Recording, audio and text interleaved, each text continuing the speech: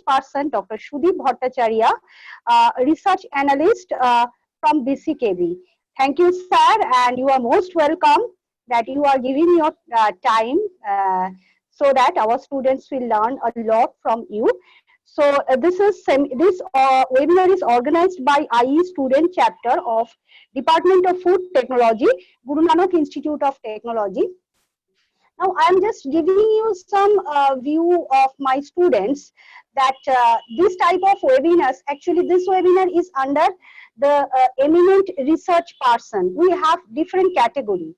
From 18th March, we have started our journey where several industry person, industry mentor, industry adjunct professor, eminent researchers, they are motivating our students.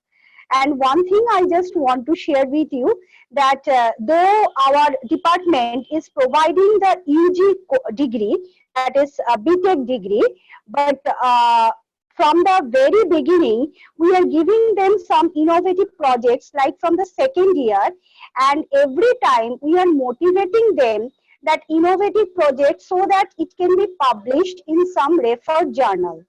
Now, I do not know, maybe due to that motivation, at the end of the day, when they are in the third year or final year, they can publish their project work, particularly the UG project work, in some Scopus Index, in some Web of Science Index, Thomson Reuters Index journal. So, our students are to some extent motivated towards the research activities.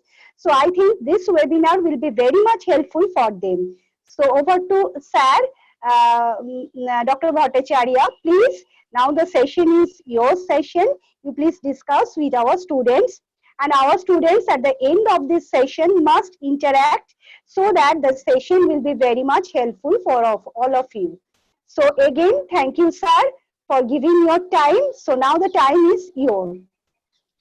Okay, thank you. Thank you, everyone. Giving me a chance for this opportunity for give me a lecture on my topic is advanced analytical method for multi-issue analysis in food. Can I share my PPT?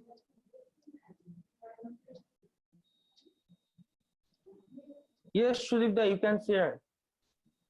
You Okay. can.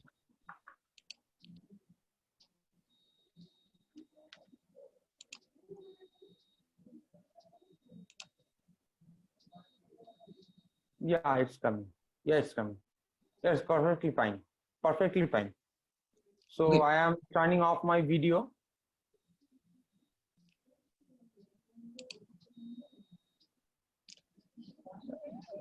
The topic is that is advanced analytical method for multi-residue analysis in food. Actually, আমি যেটা বলতে চাইছি আমি একটু elaborately বলতে চাইছি, ওকে? বিষয়টা হচ্ছে যে শুধু অ্যানালাইসিস আর নর্মাল স্লাইড রিপ্রেজেন্টেশনে সবকিছু এক্সপ্লেন করা, সবকিছু ডিসকাস করা পসিবল নয় অ্যাকচুয়ালি। সুতরাং প্র্যাকটিক্যাল টোটাল যে আমরা যে পড়ি আর কি বইয়ের পাতায় যা থাকে বা আমাদের নর্মাল যে প্রসিডিওর আছে তার বাইরেও অনেক কিছু এক্সপিরিয়েন্স আমাদের করতে হয়, অনেক কিছু থাকে যেগুলো উইদাউট প্র্যাকটিক্যাল এক্সপিরিয়েন্স ছাড়া সেগুলোকে গ্যাদার করা ইজ ভেরি ডিফিকাল্ট। মানে সেগুলোকে বইয়ের পাতায় বা আদারওয়াইজ অন্য কোনো জায়গায় মানে লেখা সেই অর্থে থাকে না। তো অ্যাকচুয়ালি যে what is residue and what is its significance? Significance হচ্ছে যে সবার আগে যেটা সবচেয়ে important topic, it's agriculture. Agriculture is the backbone of Indian economy, সেটা আমরা সবাই জানি। And water is directly related to human being. Now pesticide, without pesticide actually আমরা ভাবতেই পারি না যে কোনো কিছু, কারণ পেস্টিসাইড ডাইরেক্টলি রিলেটেড থাকে হচ্ছে যে কোনো ক্রপের সাথে। শুধু অ্যাকচুয়ালি কি হচ্ছে যে আমরা যখন কোনো কাল্টিভেশনের দিকে যাই, যখন কোনো কাল্টিভেটেড প্রোগ্রাম বা কোনো ক্রপ অ্যানালাইসিসের দিকে যাই, তখন যদি আমরা পেস্টিসাইড ইউজ না করি তাহলে কি প্রবলেম হয়? প্রবলেম হয় হচ্ছে যে ক্রপ লসের একটা বিশাল প্রবলেম বা সিনারিও আমরা দেখতে পাই আর কি, প্লাস প্রোডাকশন। তো অ্যাকচুয়ালি নাও যে ইন্ডিয়ান যে পপুলেশন আছে সেই দিকে তাকিয়ে আমাদের more crop production is very important topic. তো ক্রপ প্রোডাকশন আর এই ক্রপ প্রোডাকশনের সাথে সাথে যাতে এভরি ইয়ার লসটা কম হয়, ক্রপ প্রোডাকশনটার লসটা কম হয়, তো সেইখানে উইদাউট পেস্টিসাইড কোনো কাল্টিভেশন আমরা এটাকে ভাবতে পারি না আর কি, পেস্টিসাইড ইউজ করতেই হবে। তো পেস্টিসাইড সম্পর্কে আমাদের যে আইডিয়াটা আছে যে হোয়াট ইজ পেস্টিসাইড, সেই বিষয়টা আমাদের ক্লিয়ার করা দরকার, ঠিক আছে? তো মানে what is pesticide? Pesticide actually there is a different type of pesticide, that is insecticide, herbicide, rodenticide, fungicide, fumigants, বিভিন্ন ধরনের পেস্টিসাইড, all are pesticide. তো actually they are classified into their role, মানে depending on their role they are classified in different class. That is insecticide, that is kill the insects. Herbicide, that is kill the plants. Rodenticide, rodents means আমরা যে ধরনের rat বা others যে ধরনের rodent আমরা দেখি, যেটা domestic as well as industrial ফিল্ডেও বিভিন্ন রোডেন্ট অ্যাটাক হয়, তো সেগুলো কন্ট্রোল করার জন্য রোডেন্টিসাইড ইউজ করা হয়। ফাঙ্গিসাইড, ফাঙ্গাস বেস বা আদার্স কোনো ইনফেকশন যেগুলো প্ল্যান্ট কিংডমের মধ্যে হয় সেগুলোর জন্য ইউজ করা হয়। এছাড়াও different type of pesticide use করা হয়। অ্যাকারিসাইড আছে, অ্যাকারিসাইড আমরা অনেকে হয়তো জানি যে particularly spider, it's not a insect, okay, তো তাদেরকে আমরা ইনসেক্টিসাইড দিয়ে কিল করতে পারি না, তো তার জন্য আমরা অ্যাকারিসাইড আমরা ইউজ করি। আমরা হয়তো একটা বাড়িতে আমরা অনেক সময় অল আউট বা অন্য বিভিন্ন রকমের কেমিক্যাল ইউজ করি ইনসেক্ট কিলিং এর জন্য, তো সেখানে বেসিক্যালি আমরা কিছু পরিমাণ অ্যাকারিসাইডের মিক্সচারও থাকে, তো মানে যেগুলো রেড হিট বা আদার্স যে কোনো, আমি ব্র্যান্ড নেমের দিকে যাচ্ছি না, তো তাদের role of mode of action and role of অ্যাকশনের উপর ডিপেন্ড করে ক্লাসিফাই করছি। তো এটাকে যদি আরো ডিপলি আমি ডিসকাস করি যে পেস্টিসাইড অ্যাকচুয়ালি কি, তাদের রোলটা কি, কিভাবে এটাকে এদের ক্লাসিফাই করা হচ্ছে, তাহলে আমরা দেখতে পাবো যেটি ফাঙ্গিসাইড। ফাঙ্গিসাইড ডিফারেন্টলি, এগুলো কেমিক্যাল কম্পাউন্ডের দিক থেকে যদি দেখি যে হার্বিসাইড আছে, রোডেন্টিসাইড আছে, সেগুলো ডিফারেন্ট টাইপ। আমি এখানে ডিফারেন্ট টাইপ অফ পেস্টিসাইডের ক্লাসিফিকেশন দেখাচ্ছি এবং তাদের কম্পাউন্ড গুলো দেখাচ্ছি যে কোন কি ধরনের কম্পাউন্ড গুলো হয়। তো বেসিক্যালি আমরা এখানে দেখতে পাচ্ছি যে all are not that organic compound, মানে সবাই যে অর্গানিক কম্পাউন্ড তা নয়। বেসিক্যালি এর মধ্যে কিছু ইনঅর্গানিক কম্পাউন্ড আছে, অর্গানিক কম্পাউন্ড আছে, অর্গানোমেটালিক কম্পাউন্ড আছে, তো different class of chemical compound are apply. তো এইটা আমি বলার এই বিষয়টা কারণটা কি, কারণটা হচ্ছে যে ডিফারেন্ট ক্লাস অফ কেমিক্যাল কম্পাউন্ডকে সাইমেন্টেনিয়াসলি ওয়ান মেথডে, মানে একটা মেথডে অ্যানালাইসিস করা ইজ ভেরি ডিফিকাল্ট। সব কিছুকে একটাই মেথডে, কারণ আমরা কেমিক্যাল যখন আমরা কেমিক্যাল কম্পাউন্ডের দিকে যাচ্ছি, তো ফিজিক্যাল ইনঅর্গানিক যে কম্পাউন্ড হয়, অর্গানিক কম্পাউন্ড হয়, bio organic compound, organometallic compound, তো তাদের physical and chemical properties all are different. তো এই ধরনের ডিফারেন্ট টাইপ এর ফিজিক্যাল এবং কেমিক্যাল প্রপার্টিজ কম্পাউন্ডকে অ্যানালাইসিস করা ইন এ সিঙ্গেল মেথড, তো সেটা very difficult in time consuming অবশ্যই। কারণ আমরা দেখতে পাচ্ছি যে জিঙ্ক ফসফাইড যেটা ইউজ করা হয় হচ্ছে রোডেন্টিসাইড হিসাবে, তারপরে আলফা ন্যাপথল যেটা ন্যাপথাইল যে টলিসলা যেটা ইউজ করা হয় সেটা রোডেন্টিসাইড ইউজ করা হয়। তো তাদের মধ্যে বেসিক ডিফারেন্সটি কি, একটা অর্গানিক কম্পাউন্ড, একটা ইনঅর্গানিক কম্পাউন্ড। তো অর্গানিক আর ইনঅর্গানিক কম্পাউন্ডকে সাইমেন্টেনিয়াসলি আমি কিভাবে ট্রিট করব, তো ইট ইজ ভেরি ডিফিকাল্ট। ইনসেক্টিসাইডের ক্ষেত্রে আমি দেখতে পাচ্ছি বিভিন্ন ধরনের ক্লোরিনেটেড কম্পাউন্ড হয়, যের মধ্যে ক্লোরিন রিচ কম্পাউন্ড যেগুলো আমরা খুব ইউজ করি, যেমন ডোমেস্টিক ফিল্ডে আমরা গ্যামাক্সিন ইউজ করি, আমরা নামটা শুনেছি, যদিও it is now band in India, but এটার অ্যাপ্লিকেশন এখনো আছে। DDT, it's also band in India, but এর অ্যাপ্লিকেশন এখনো ইন্ডিয়াতে হয়। বেসিক্যালি ওই মসকিউটো কন্ট্রোল সিস্টেম বা এরকম কলেরা কন্ট্রোল সিস্টেমে ইউজ করা হচ্ছে, বাট ইজ নট এগ্রিকালচার ফিল্ডে। এগ্রিকালচার ফিল্ডে ইউজ করা হচ্ছে তা নয়, বাট ইউজ হয়, মানে কিছু না কিছু পারপাসে ইউজ হয়। অর্গানো ফসফরাস কম্পাউন্ড আছে, যেগুলো ফসফরাস ইউজ কম্পাউন্ড, তো সেগুলোরও যেরকম ক্লোরোপাইরিফস, প্যারাথায়ন, মিথাইল, কুইনালফস, খুব কমন পেস্টিসাইড এরা, এদের হিউজ অ্যাপ্লিকেশন আছে এগ্রিকালচার ফিল্ডে। প্লাস পাইরিথ্রয়েড আছে। পাইরিথ্রয়েড হচ্ছে সালফার বেস। বেসিক্যালি আমরা কোয়াইট এক্সাম্পল দিতে পারি, আমরা যদি বাড়িতে যে ধরনের পেস্টিসাইড ইউজ করি, মানে ইনসেক্টিসাইড ইউজ করি, আমরা সবাই জানি যে মসকিউটো কন্ট্রোলের জন্য ইউজ করি। তো আমি সেগুলোকে যদি আমি একটুখানি অবজার্ভ করি তাহলে দেখতে পারবো যে কোনো যে কম্পোজিশনটার মধ্যে আছে সেটা হয়তো সাইফারমেথ্রিন বা ডেলটামেথ্রিন বা পারমেথ্রিন, থ্রিন ওয়ার্ডটা ইউজ আছে। তো বেসিক্যালি এটাকে সালফার বেস কম্পাউন্ডই হয়, দ্যাট ইজ পাইরিথয়েড। নিমাটয়েড আছে, এই ধরনের ডিফারেন্ট টাইপ অফ কেমিক্যাল কম্পাউন্ডকে আমরা ইউজ করছি অ্যাজ এ পেস্টিসাইড। নাও একটা প্রশ্ন তো এখানে দাঁড়িয়ে যাচ্ছে যে তাহলে কি সবাই টক্সিক, সবাই poison, each and every pesticide is a poison?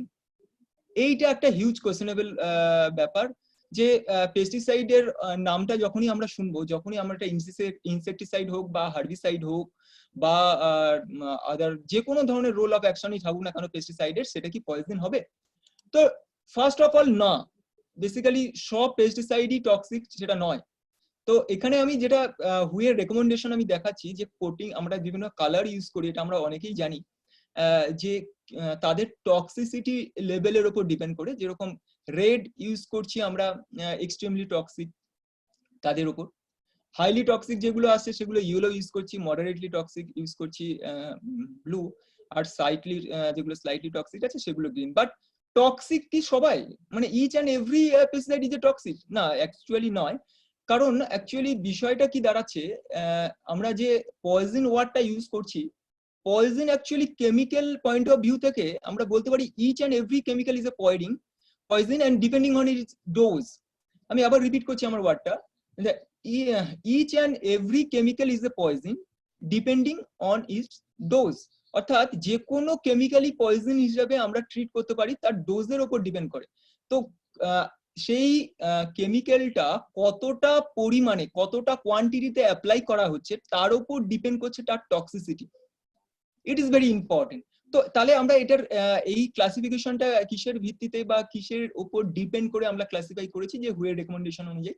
তো এইটা ডেফিনেটলি এই যে সেগমেন্টটা রয়েছে বা ক্লাসিফিকেশনটা রয়েছে সেটা একটা নির্দিষ্ট স্কেল বা নির্দিষ্ট লিমিট করা আছে, বা যে লিমিট যেটাকে আমরা MRL বলি, যেটা ম্যাক্সিমাম রেসিডিউ লিমিট, MRL, তার উপর ডিপেন্ড করে আমরা এটা করছি। মানে সেই লেভেলের যারা টক্সিসিটি শো করছে তারাই টক্সিক, এবং তার নিচে যারা টক্সিসিটি শো করছে না তারা টক্সিক নয় আর কি। বেসিক্যালি আমি একটা আপার মার্ক ধরে নিয়েছি, তার সেটাকেই আমরা মানে আপার লেভেল ধরে আমরা টক্সিসিটি ডিপেন্ড করছি। বাট এই ক্ষেত্রে একটা খুব ইম্পর্টেন্ট পয়েন্ট রাইজ করে যাচ্ছে, that is level, that is higher level কোনটা, মানে কোন পয়েন্টটাকে আমরা ম্যাক্সিমাম লিমিট ধরবো, যে লেভেলের ওপরে গেলে তার টক্সিসিটি ইউজ হতে মানে সিগনিফিকেন্ট হয়ে দাঁড়াবে আর কি তার টক্সিসিটিটা। তো সেইখানেই একটা প্রশ্ন অ্যারাইজ করে যাচ্ছে বা একটা কোশ্চেন অ্যারাইজ করে যাচ্ছে যে তাহলে আমাদের quantification is very important as well as qualification. Okay, তাহলে qualitative analysis and quantitative analysis is very important for that. Quantity যদি আমাকে মেজার করতে হবে, তো কোয়ান্টিটির উপর বেস করে তারা আমরা বলতে পারবো যে মানে এদের টক্সিসিটি আদৌ আছে তা নেই। তাহলে আমাদের যে কোনো পেস্টিসাইডকে যদি আমাদের অ্যানালাইসিস করতে হয় তাহলে তাদের শুধু qualitative analysis is not a sufficient analysis, that is yes or no নয়, কোয়ান্টিটেটিভও ভেরি মাচ ইম্পর্টেন্ট। কোয়ান্টিটি উপর ডিপেন্ড করেই আমরা না টক্সিসিটিটা বলতে পারছি। তাহলে এই পেস্টিসাইড গুলো কোয়ান্টিটেটিভ অ্যানালাইসিস ভেরি ইম্পর্টেন্ট, এটা বোঝা যাচ্ছে।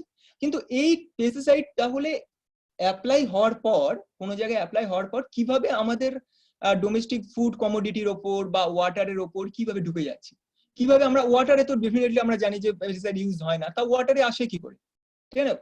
তো সেটা এখানে আমি একটা মোটামুটি ডায়াগ্রাম দেখানোর চেষ্টা করেছি, যেখানে পেস্টিসাইড ওয়াটার কিভাবে আসে এবং এর ফর্মটা কিভাবে চেঞ্জ হয়। এটা ভেরি ইন্টারেস্টিং টপিক, যে কোনো সময় আমরা যে গ্রাউন্ড ওয়াটার লেভেল বা ডিপ ওয়াটারের মধ্যে পেস্টিসাইড অ্যাপ্লাই করি না, তা সত্ত্বেও যদি আমরা কোনো পন্ড ওয়াটার, যেটা এগ্রিকালচার অ্যাডজেসেন্ট পন্ড ওয়াটার যদি আমি মেজার করি, বা রিভার ওয়াটারও আমি যদি এই রেনি সিজনে মেজার করি, তো আমরা হয়তো সিগনিফিকেন্ট অ্যামাউন্টে পেস্টিসাইড ডিটেক্ট করতে পারি। তাহলে হোয়াট ইজ দ্য সোর্স? হ্যাঁ, হ্যালো। হ্যাঁ সুদীপদা, তুমি একটু F5 দিয়ে বা কন্ট্রোল দিয়ে এটাকে ফুল স্ক্রিন করে দেবে, সবাই একটু ফুল স্ক্রিনে দেখতে চাইছে। পিপিটিটাতে। ওকে ইটস ওকে না? ইয়া, ঠিক আছে। Yes yes yes, very good, thank হ্যাঁ, ইউ। এইটা অ্যাকচুয়ালি যেটা আমি বলছিলাম যে water very important source. Actually ওয়াটারের মধ্যে পেস্টিসাইডটা আসছে কোত্থেকে? তো এই ক্ষেত্রে আমাদের যে ওয়ার্ডটা ইউজ করতে হবে, that is non point source of contamination. Non point source of, what do you mean by non point source of contamination? Non point source of contamination means যে আমি আইডেন্টিফাই করতে পারছি না যে ওই পেস্টিসাইডের সোর্সটা কোথায়, কোথা থেকে ওটা কন্টামিনেট হচ্ছে। ওকে, তো এইটা অ্যাকচুয়ালি আমরা অ্যাজাম্পশন করতে পারি বা গেস করতে পারি যে কোথা থেকে আমরা পন্ড ওয়াটারের ক্ষেত্রে, that is pond water is a stagnant water, ground water also semi stagnant water, and river water is a flow water. তো এইগুলোর ক্ষেত্রে কিভাবে আমরা পেস্টিসাইড কন্টামিনেশন ডিল করছি, তো কয়েকটা পয়েন্ট তো আমরা এটাকে আইডেন্টিফাই করতে পারি। আমি পয়েন্ট বাই পয়েন্ট বলার চেষ্টা করছি। যে ফার্স্ট অফ অল হচ্ছে যে আমরা এগ্রিকালচার ফিল্ডে যে ধরনের পেস্টিসাইড ইউজ করছি সেগুলোর প্রপার ডাইরেকশনাল বা প্রপার ডাইরেকশন মেনে যদি আমরা ইউজ না করি, তাহলে রেনের মানে বৃষ্টির জলে বা আদার্স যে কোনো কিছুতে সেগুলো আলটিমেটলি সোর্স কিন্তু তার অ্যাডজাসেন্ট মানে এগ্রিকালচার ফিল্ড রিলেটেড যে অ্যাডজাসেন্ট পন্ড আমরা দেখি সেখানে বা রিভারে গিয়ে জমা হবে। তো সেইখান মানে সেই এগ্রিকালচার রিলেটেড বা এগ্রিকালচার ফিল্ড অ্যাডজাসেন্ট যদি কোনো পন্ড বা কোনো রিভারকে আমি যদি মেজার করতে যাই পেস্টিসাইড, তো আমি সেখানে ডেফিনেটলি পেস্টিসাইড কন্টামিনেশন বেশি পাবো। সেটা একটা সোর্স হতে পারে। কিন্তু রিভারের সোর্সটা বেসিক্যালি একটু ডিফারেন্ট হয়। কি ডিফারেন্টটা হয় সেটা হচ্ছে যে রিভার যেহেতু এটা ফ্লোয়িং ওয়াটার, তো সেখানে শুধুমাত্র এগ্রিকালচারকে ব্লেম করা ঠিক হবে না। যে এগ্রিকালচারে আমরা এগ্রিকালচার ফিল্ডে আমরা প্রচুর পেস্টিসাইড ইউজ করছি, সেই পেস্টিসাইডটা আলটিমেটলি ডেস্টিনেশন হচ্ছে রিভার ওয়াটার, তো that's why we found a pesticide in the river water. That is not a completely true. তাহলে what is the scenario? That is the industrial, there is the huge role of industry. Many industry এখনো প্রচুর ভাবে pesticide use করছে যেগুলো band already, কিন্তু তাদের domestic paste কন্ট্রোলের জন্য বা আদার্স যে কোনো প্রিজার্ভেশনের জন্য। অ্যাকচুয়ালি কিছু কিছু প্রিজারভেটিভ আমরা ইউজ করি যেগুলোর ইনসেক্টিসাইড অ্যাক্টিভিটি থাকে, সেগুলো ইউজ করছে, এবং সেগুলো যখন আমরা ডিসপোজ করছি তখন প্রপার প্রোটোকল মেনে ডিসপোজ করছি না, প্রপার প্রোটোকলটা আমরা মেনটেন করতে পারছি না। তো দ্যাটস ওয়াই সেটা আলটিমেটলি রিভারে যাচ্ছে। এবার অ্যাকচুয়ালি যে মোডে আমরা সেটা যাচ্ছি, যে মোডে আমরা যে ফর্মে আমরা ওটাকে ডিসপোজ করছি, সেটা যখন ওপেন কন্ডিশনে যাচ্ছে, that is Sunlight, huge number of air, oxygen, এগুলো যখন যাচ্ছি তখন সেগুলো ডিকম্পোজিশন হচ্ছে। Decomposition that is certain amount of hydrolysis, oxidation, reduction, many type of catalytic process, বিভিন্ন টাইপের হচ্ছে। সেখানে আমি কিছু দেখিয়েছি, ট্রাইফ্লুরারিনের একটা হিউজ নাম্বার অফ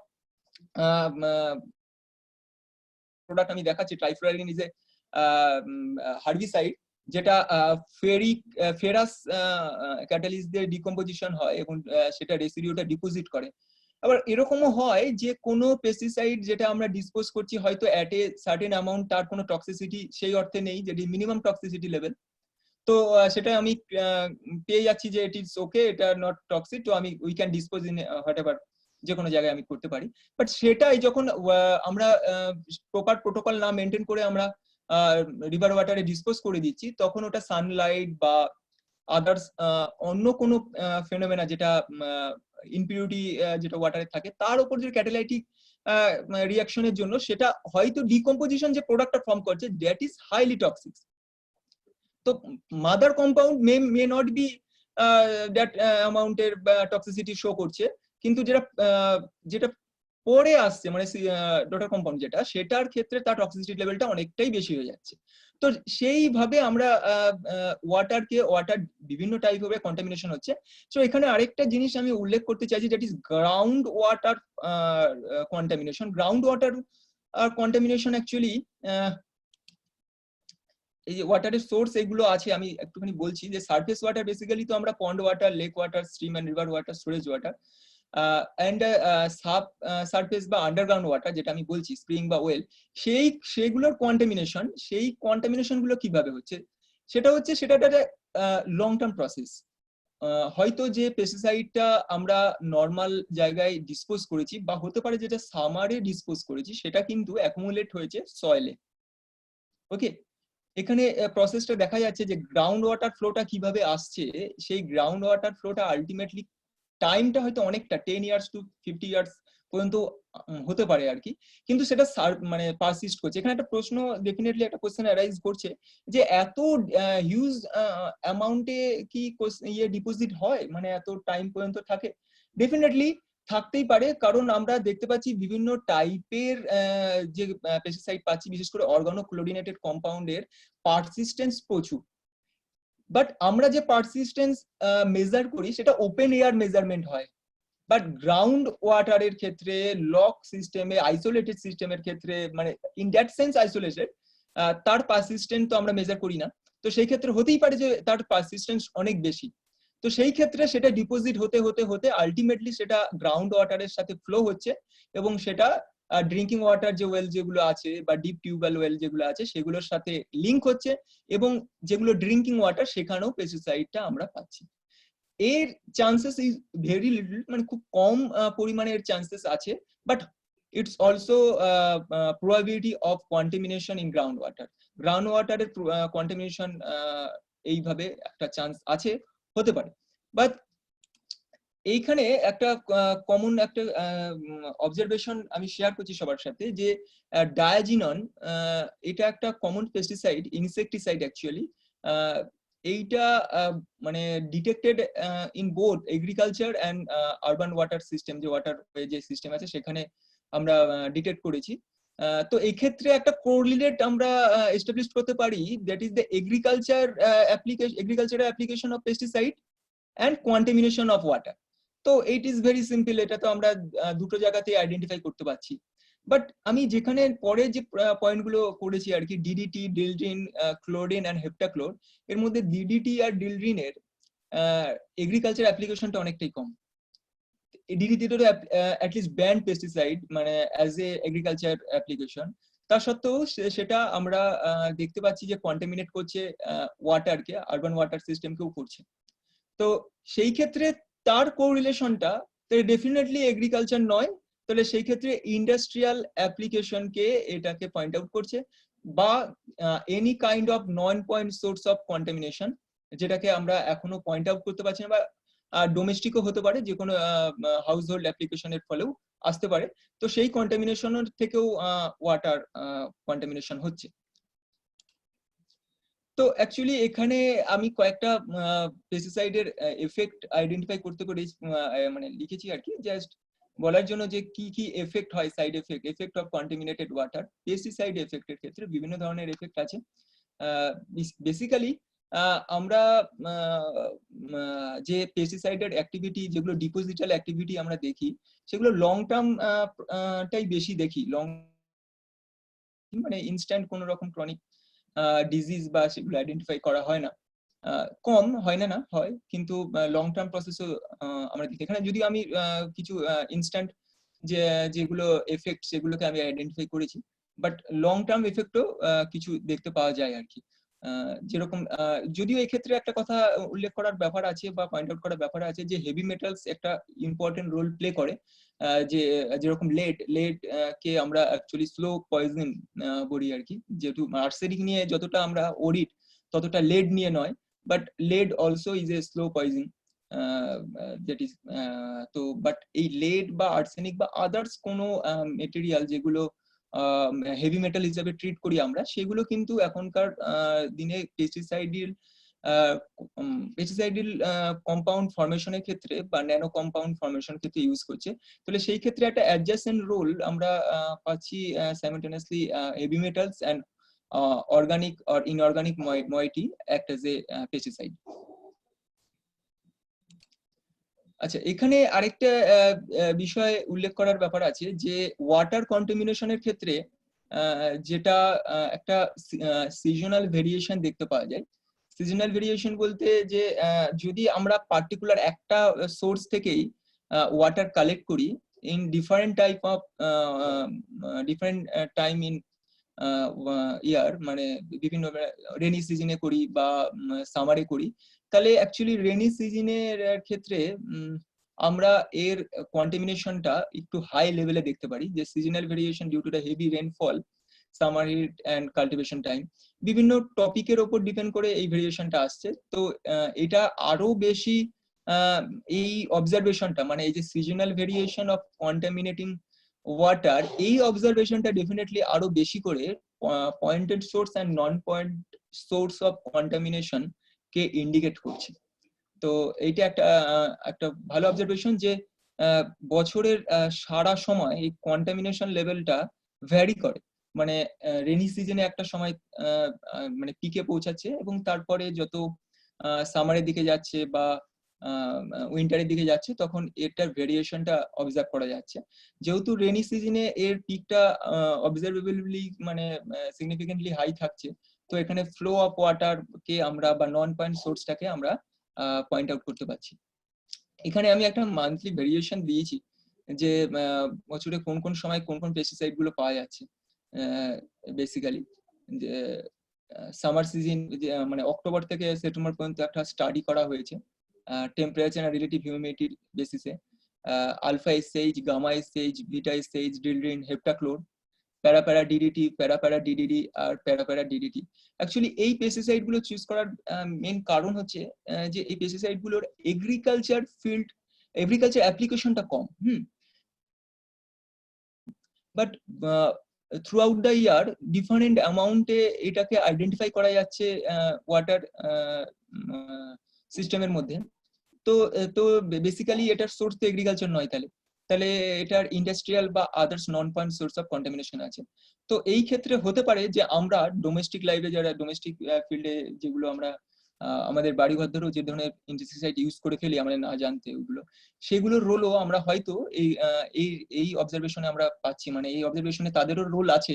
তো যেহেতু আমরা ডিসপোজালটা আমরা ডেফিনেটলি প্রোটোকল মেনে করি না, তো আমরা হাউস হোল্ড আমরা দেখি যে কোনো কিছু যেগুলো পেস্টিসাইড কন্টেনার বা ইনসেক্টিসাইড যেগুলো আমরা বাড়িতে নর্মাল ইউজ করি, সেগুলো যখন আমরা ফেলি তখন ডেফিনেটলি প্রোটোকল আমরা মেনটেন করি না। ডেফিনেটলি প্রোটোকল মেনটেন করা উচিত, কারণ সেটা পয়জনাস একটা বা টক্সিসিটি লেভেল আছে তার। তো সেই মানে এগুলো অ্যাকচুয়ালি ব্যাড প্র্যাকটিসের জন্যই হয়তো আমরা এই অবজারভেশনটা দেখতে পাচ্ছি যে এই পেস্টিসাইড গুলোকে আমরা ওয়াটার সিস্টেমের মধ্যে আইডেন্টিফাই করতে পারছি, যেগুলো অলরেডি মানে এগ্রিকালচার ফিল্ডে অলরেডি ব্যান্ড হয়ে গেছে। তো এখানে আমি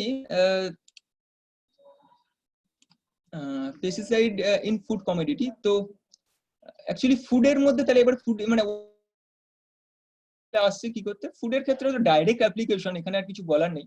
তো ডেফিনেটলি আসার সোর্সটা নন পয়েন্ট সোর্স, এই ক্ষেত্রে এই ওয়ার্ডটা ইউজ করছি না, তো পয়েন্টেড সোর্স মানে এগ্রিকালচার ফিল্ডে ইউজ হচ্ছে, তো আমরা সেটাকে পাচ্ছি। বাট তা সত্ত্বেও তাহলে অ্যাপ্লিকেশনে তাহলে প্রবলেমটা কোথায়, সেটা হচ্ছে ইনকারেক্ট পেস্টিসাইড ইউজ। মানে অ্যাকচুয়ালি যে recommended dose, what do you mean by recommended dose? Recommended dose actually যে প্রত্যেকটা যে কোনো আমরা যখন মেডিসিন খাই তখন একটা প্রপার প্রেসক্রাইব থাকে যে এই ফরম্যাটে বা এই ডোজে ইউজ করতে হবে। তো সেই ডোজে যদি আমি ইউজ না করি, তো এটা যদি ওভার ইউজ বা হাইপার ইউজ হয়ে যায়, তো সেই ক্ষেত্রে তার টক্সিসিটি লেভেল, সেই মেডিসিনটা তখন অ্যাক্ট অ্যাজ এ টক্সিক। তো এই ক্ষেত্রে পেস্টিসাইডও তাই, পেস্টিসাইড যে লেভেলে আমাদের ইউজ করতে বলা হচ্ছে এগ্রিকালচার ফিল্ডে ফার্মারদের ক্ষেত্রে, সেটা যদি আমরা মেনটেন না করি, সেটা বাইরে গিয়ে যদি আমরা মনে করি যে আরো বেশি অ্যাপ্লাই করলে বেশি প্রোডাকশন হবে, প্রোডাকশন বেশি হওয়ার জন্য যেটা রেকমেন্ডেড ডোজটা ডবল বা 3 টাইমস 4 টাইমস এর অ্যাপ্লিকেশন আমরা করি, তাহলে সেই ক্ষেত্রে কি হচ্ছে, হয়তো টেম্পোরারি কোনো এফেক্ট আমরা দেখতে পাচ্ছি যে প্রোডাকশন হয়তো হয়ে যাচ্ছে, বাট সেটার ক্ষেত্রে রেসিডিউ অর্থাৎ সেই পেস্টিসাইডটা যেটা হয়তো রেকমেন্ডেড ডোজে অ্যাপ্লিকেশন করলে সেটা পারসিস্ট করতো না যখন ম্যাচিওর ফুডটা আমরা ইউজ করার স্টেজে আসতো, কিন্তু নন রেকমেন্ডেড ডোজে ইউজ করার ফলে, মানে ইললিগাল পেস্টিসাইড ইউজ করার পরে, মানে ইনকারেক্ট ইউজের জন্য যখন ম্যাচিওর হচ্ছে, যখন ইউজেস কন্ডিশনে আসছে, যখন আমরা ওটাকে ইউজ করছি, তখন অলরেডি ওর মধ্যে রেসিডিউ আমরা দেখতে পাচ্ছি। তো বেসিক্যালি এটা মেন পয়েন্ট যেটা রেসিডিউ থাকা, সেটা হচ্ছে ইনকারেক্ট রেসিডিউ ইউজ। তো এইখানে তো এতটা যতটুকু আমি বললাম তাতে একটা জিনিস পুরো ক্লিয়ার যে quantitative analysis of pesticide residue is very important. তো অ্যাকচুয়ালি কোয়ান্টিটেটিভ অ্যানালাইসিস, যেটা আমি প্রথমে কেমিক্যাল কম্পোজিশনের ক্ষেত্রে বলেছি, যেটা হিউজ নাম্বার অফ ভেরিয়েশন আছে কেমিক্যাল কম্পাউন্ডের ক্ষেত্রে, তো এদেরকে অ্যাট এ টাইম অ্যানালাইসিস করা qualitatively as well as quantitatively is very difficult. তো সেখান থেকে অনেক কটা প্যারামিটার এখানে ইনভলভ, সেটা হচ্ছে নাম্বার অফ অ্যানালাইসিস ইনভলভ, মানে সিঙ্গেল অ্যানালাইসিস ক্ষেত্রে কোনো রকম কোনো কনক্লুশন ড্র করা যাবে না।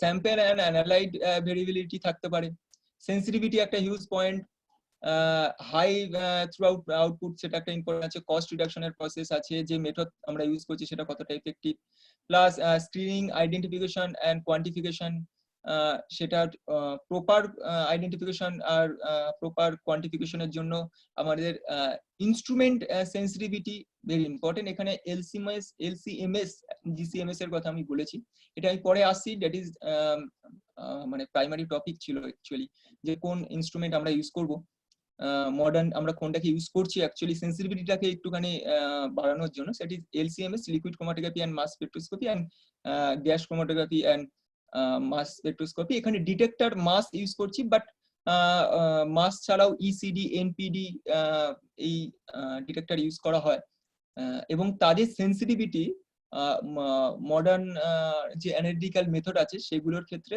অনেকটাই ইমপ্রুভমেন্ট হয়েছে। তো এই ক্ষেত্রে আমি মডার্ন যে টেকনিক আছে পেস্টিসাইড রেসিডিউ অ্যানালাইসিস এর ক্ষেত্রে, সেখানে বেসিক্যালি 4টে স্টেপ পয়েন্ট আউট করা খুব দরকার। একটা হচ্ছে স্যাম্পলিং, একটা হচ্ছে এক্সট্রাকশন, একটা হচ্ছে clean up and analysis. Analysis is a analytical method. Sampling, তাহলে অ্যাকচুয়ালি কি স্যাম্পলিং, এক্সট্রাকশন, ক্লিন আপ এটা কি অ্যানালাইসিসের সাথে বা মডার্ন মেথডের সাথে রিলেটেড? Definitely related. যদি এর ক্ষেত্রে কোথাও এরোনিয়াস স্যাম্পলিং বা এরোনিয়াস এক্সট্রাকশন হয়, তাহলে অ্যানালাইসিসে ডেফিনেটলি আমরা প্রপার আউটপুট পাবো না, বা অ্যানালাইসিস আমাদের definitely up to the mark হবে না। তো স্যাম্পলিং ইজ ভেরি ইম্পর্টেন্ট। যে কোনো স্যাম্পলিং এর ক্ষেত্রে বেসিক্যালি সেটা যে কমোডিটি হোক না কেন, ফুড কমোডিটির যে ফিজিক্যাল স্টেটেই থাকুক না কেন, সেটা লিকুইড হোক বা সলিড স্টেটে থাকুক না কেন, তার প্রপার প্রোটোকল মেনে যদি স্যাম্পলিং না হয়, তাহলে এর এক্সট্রাকশন প্রসেসে এরর আসবে, এবং সেটা ক্যারি ফরওয়ার্ড হয়ে যাবে অ্যানালাইসিস ক্ষেত্রে, এবং ডিটেকশনের ক্ষেত্রে যে রেজাল্ট আমরা পাবো সেটা ডেফিনেটলি এরোনিয়াস হবে। তো sampling is very important. Important আরেকটা হচ্ছে it is the first step of estimation of estimate, pesticide residue analysis এর ফার্স্ট স্টেপ হচ্ছে স্যাম্পলিং। তো স্যাম্পলিং কে অবভিয়াসলি এটা আলাদা একটা ইম্পর্টেন্স দেওয়া উচিত তো এটার অ্যানালাইসিসের জন্য। তো আমি এবার মেন টপিকের যেটা মেথড আর কি, method of estimation of pesticide residue, সেই মেথডের দিকে যাচ্ছি। সেটা দুটো পার্ট হয়, একটা হচ্ছে অ্যানালিটিক্যাল মেথড, একটা instrumental method. But it is these method are related to each other, very much related to each other. মানে analytical method কে যদি up to the mark না হয়, তো instrumental sensitivity আমরা পাবো না। analytical আবার instrumental sensitivity যদি আমরা খুব advanced instrument use করি, but analytical method যদি আমাদের poor analytical method হয় বা effective analytical method না হয়, তাহলে দ্যাট লেভেলের খুব ভালো লেভেলের সেন্সিটিভিটি থাকা ইনস্ট্রুমেন্টও দিয়ে আমাদের কোনো লাভ নেই, এরোনিয়াস রেজাল্ট আমরা পাবো আর কি। তো analytical method additional instrumental method, তো দুটোকেই আপ টু দা মার্ক হতে হবে। নট নেসেসারি যে ইনস্ট্রুমেন্ট যদি আমার কাছে খুব ভালো থাকে তাহলেই যে ভালো আমরা অ্যানালিসিস করতে পারবো, এই কনসেপ্টটা ঠিক নয়। Analytical as well as instrument, দুটোর কম্বিনেশনটা বেটার হতে হবে। দুটোর কম্বিনেশনটা বেটার নট একে অপরের, দুটোকে রিলেটেড হতে হবে।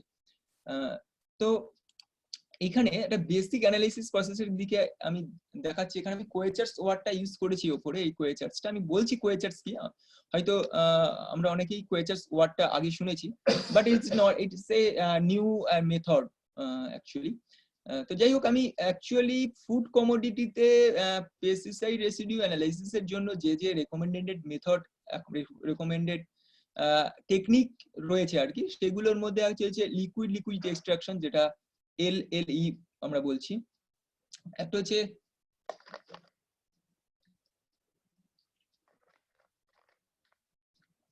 Microwave assisted extraction, MAE, It's also a new topic actually, new method. আচ্ছা, accelerated solvent extraction AAC, matrix solid phase dispersion study যেটা MSPD, আচ্ছা, solid phase extraction SPE, solid phase micro extraction SPME, আচ্ছা, supercritical fluid extraction SFE, and membrane extraction technique. Actually এই যে technique গুলো আমি বললাম, এই টেকনিক গুলো actually analytical technique, not instrumental technique. এই টেকনিক গুলোকে আমরা ইউজ করছি আলটিমেটলি ইনস্ট্রুমেন্টাল অ্যানালিসিসটাকে এফেক্টিভ করার জন্য। তো এখানে আমি আরেকটা পয়েন্ট উল্লেখ করছি, মানে আরেকটা মেথডের কথা বলছি, আরেকটা টেকনিকের কথা বলছি, যে টেকনিকটা এখানে আমি নোট ডাউন লিখিনি হয়তো, সেটা হচ্ছে ডিসপারসিভ সলিড ফেজ এক্সট্রাকশন। এখানে সলিড ফেজ এক্সট্রাকশনটা আমি নোট করেছি, solid phase extraction SPE, ডিসপারসিভ solid phase extraction, যেটা আমি এইখানে লিখেছি, এই যে টিউবটা আমি দেখিয়েছি নিচে, হয়তো আমার কার্সারটা যদি ভিজিবল হয় তাহলে হয়তো দেখা যাচ্ছে, DSPE, ডিসপারসিভ সলিড ফেজ এক্সট্রাকশন। এখানে আমরা অ্যাবজর্বেন্ট ইউজ করি। এই অ্যাবজর্বেন্ট বিভিন্ন টাইপের হতে পারে, সেটা হচ্ছে আমি পরে আসছি যে অ্যাবজর্বেন্টের রোলটা কি, আর অ্যাবজর্বেন্ট ইউজটা এত এসেনশিয়াল এখন এবং খুব ভেরি মাচ মানে অ্যাকসেপ্টেড হয়েছে আর কি থ্রু আউট দ্য ওয়ার্ল্ড, এবং মডিফিকেশন হচ্ছে অ্যাবজর্বেন্টটাকে আরো বেশি এফেক্টিভ করার জন্য। That is PSA।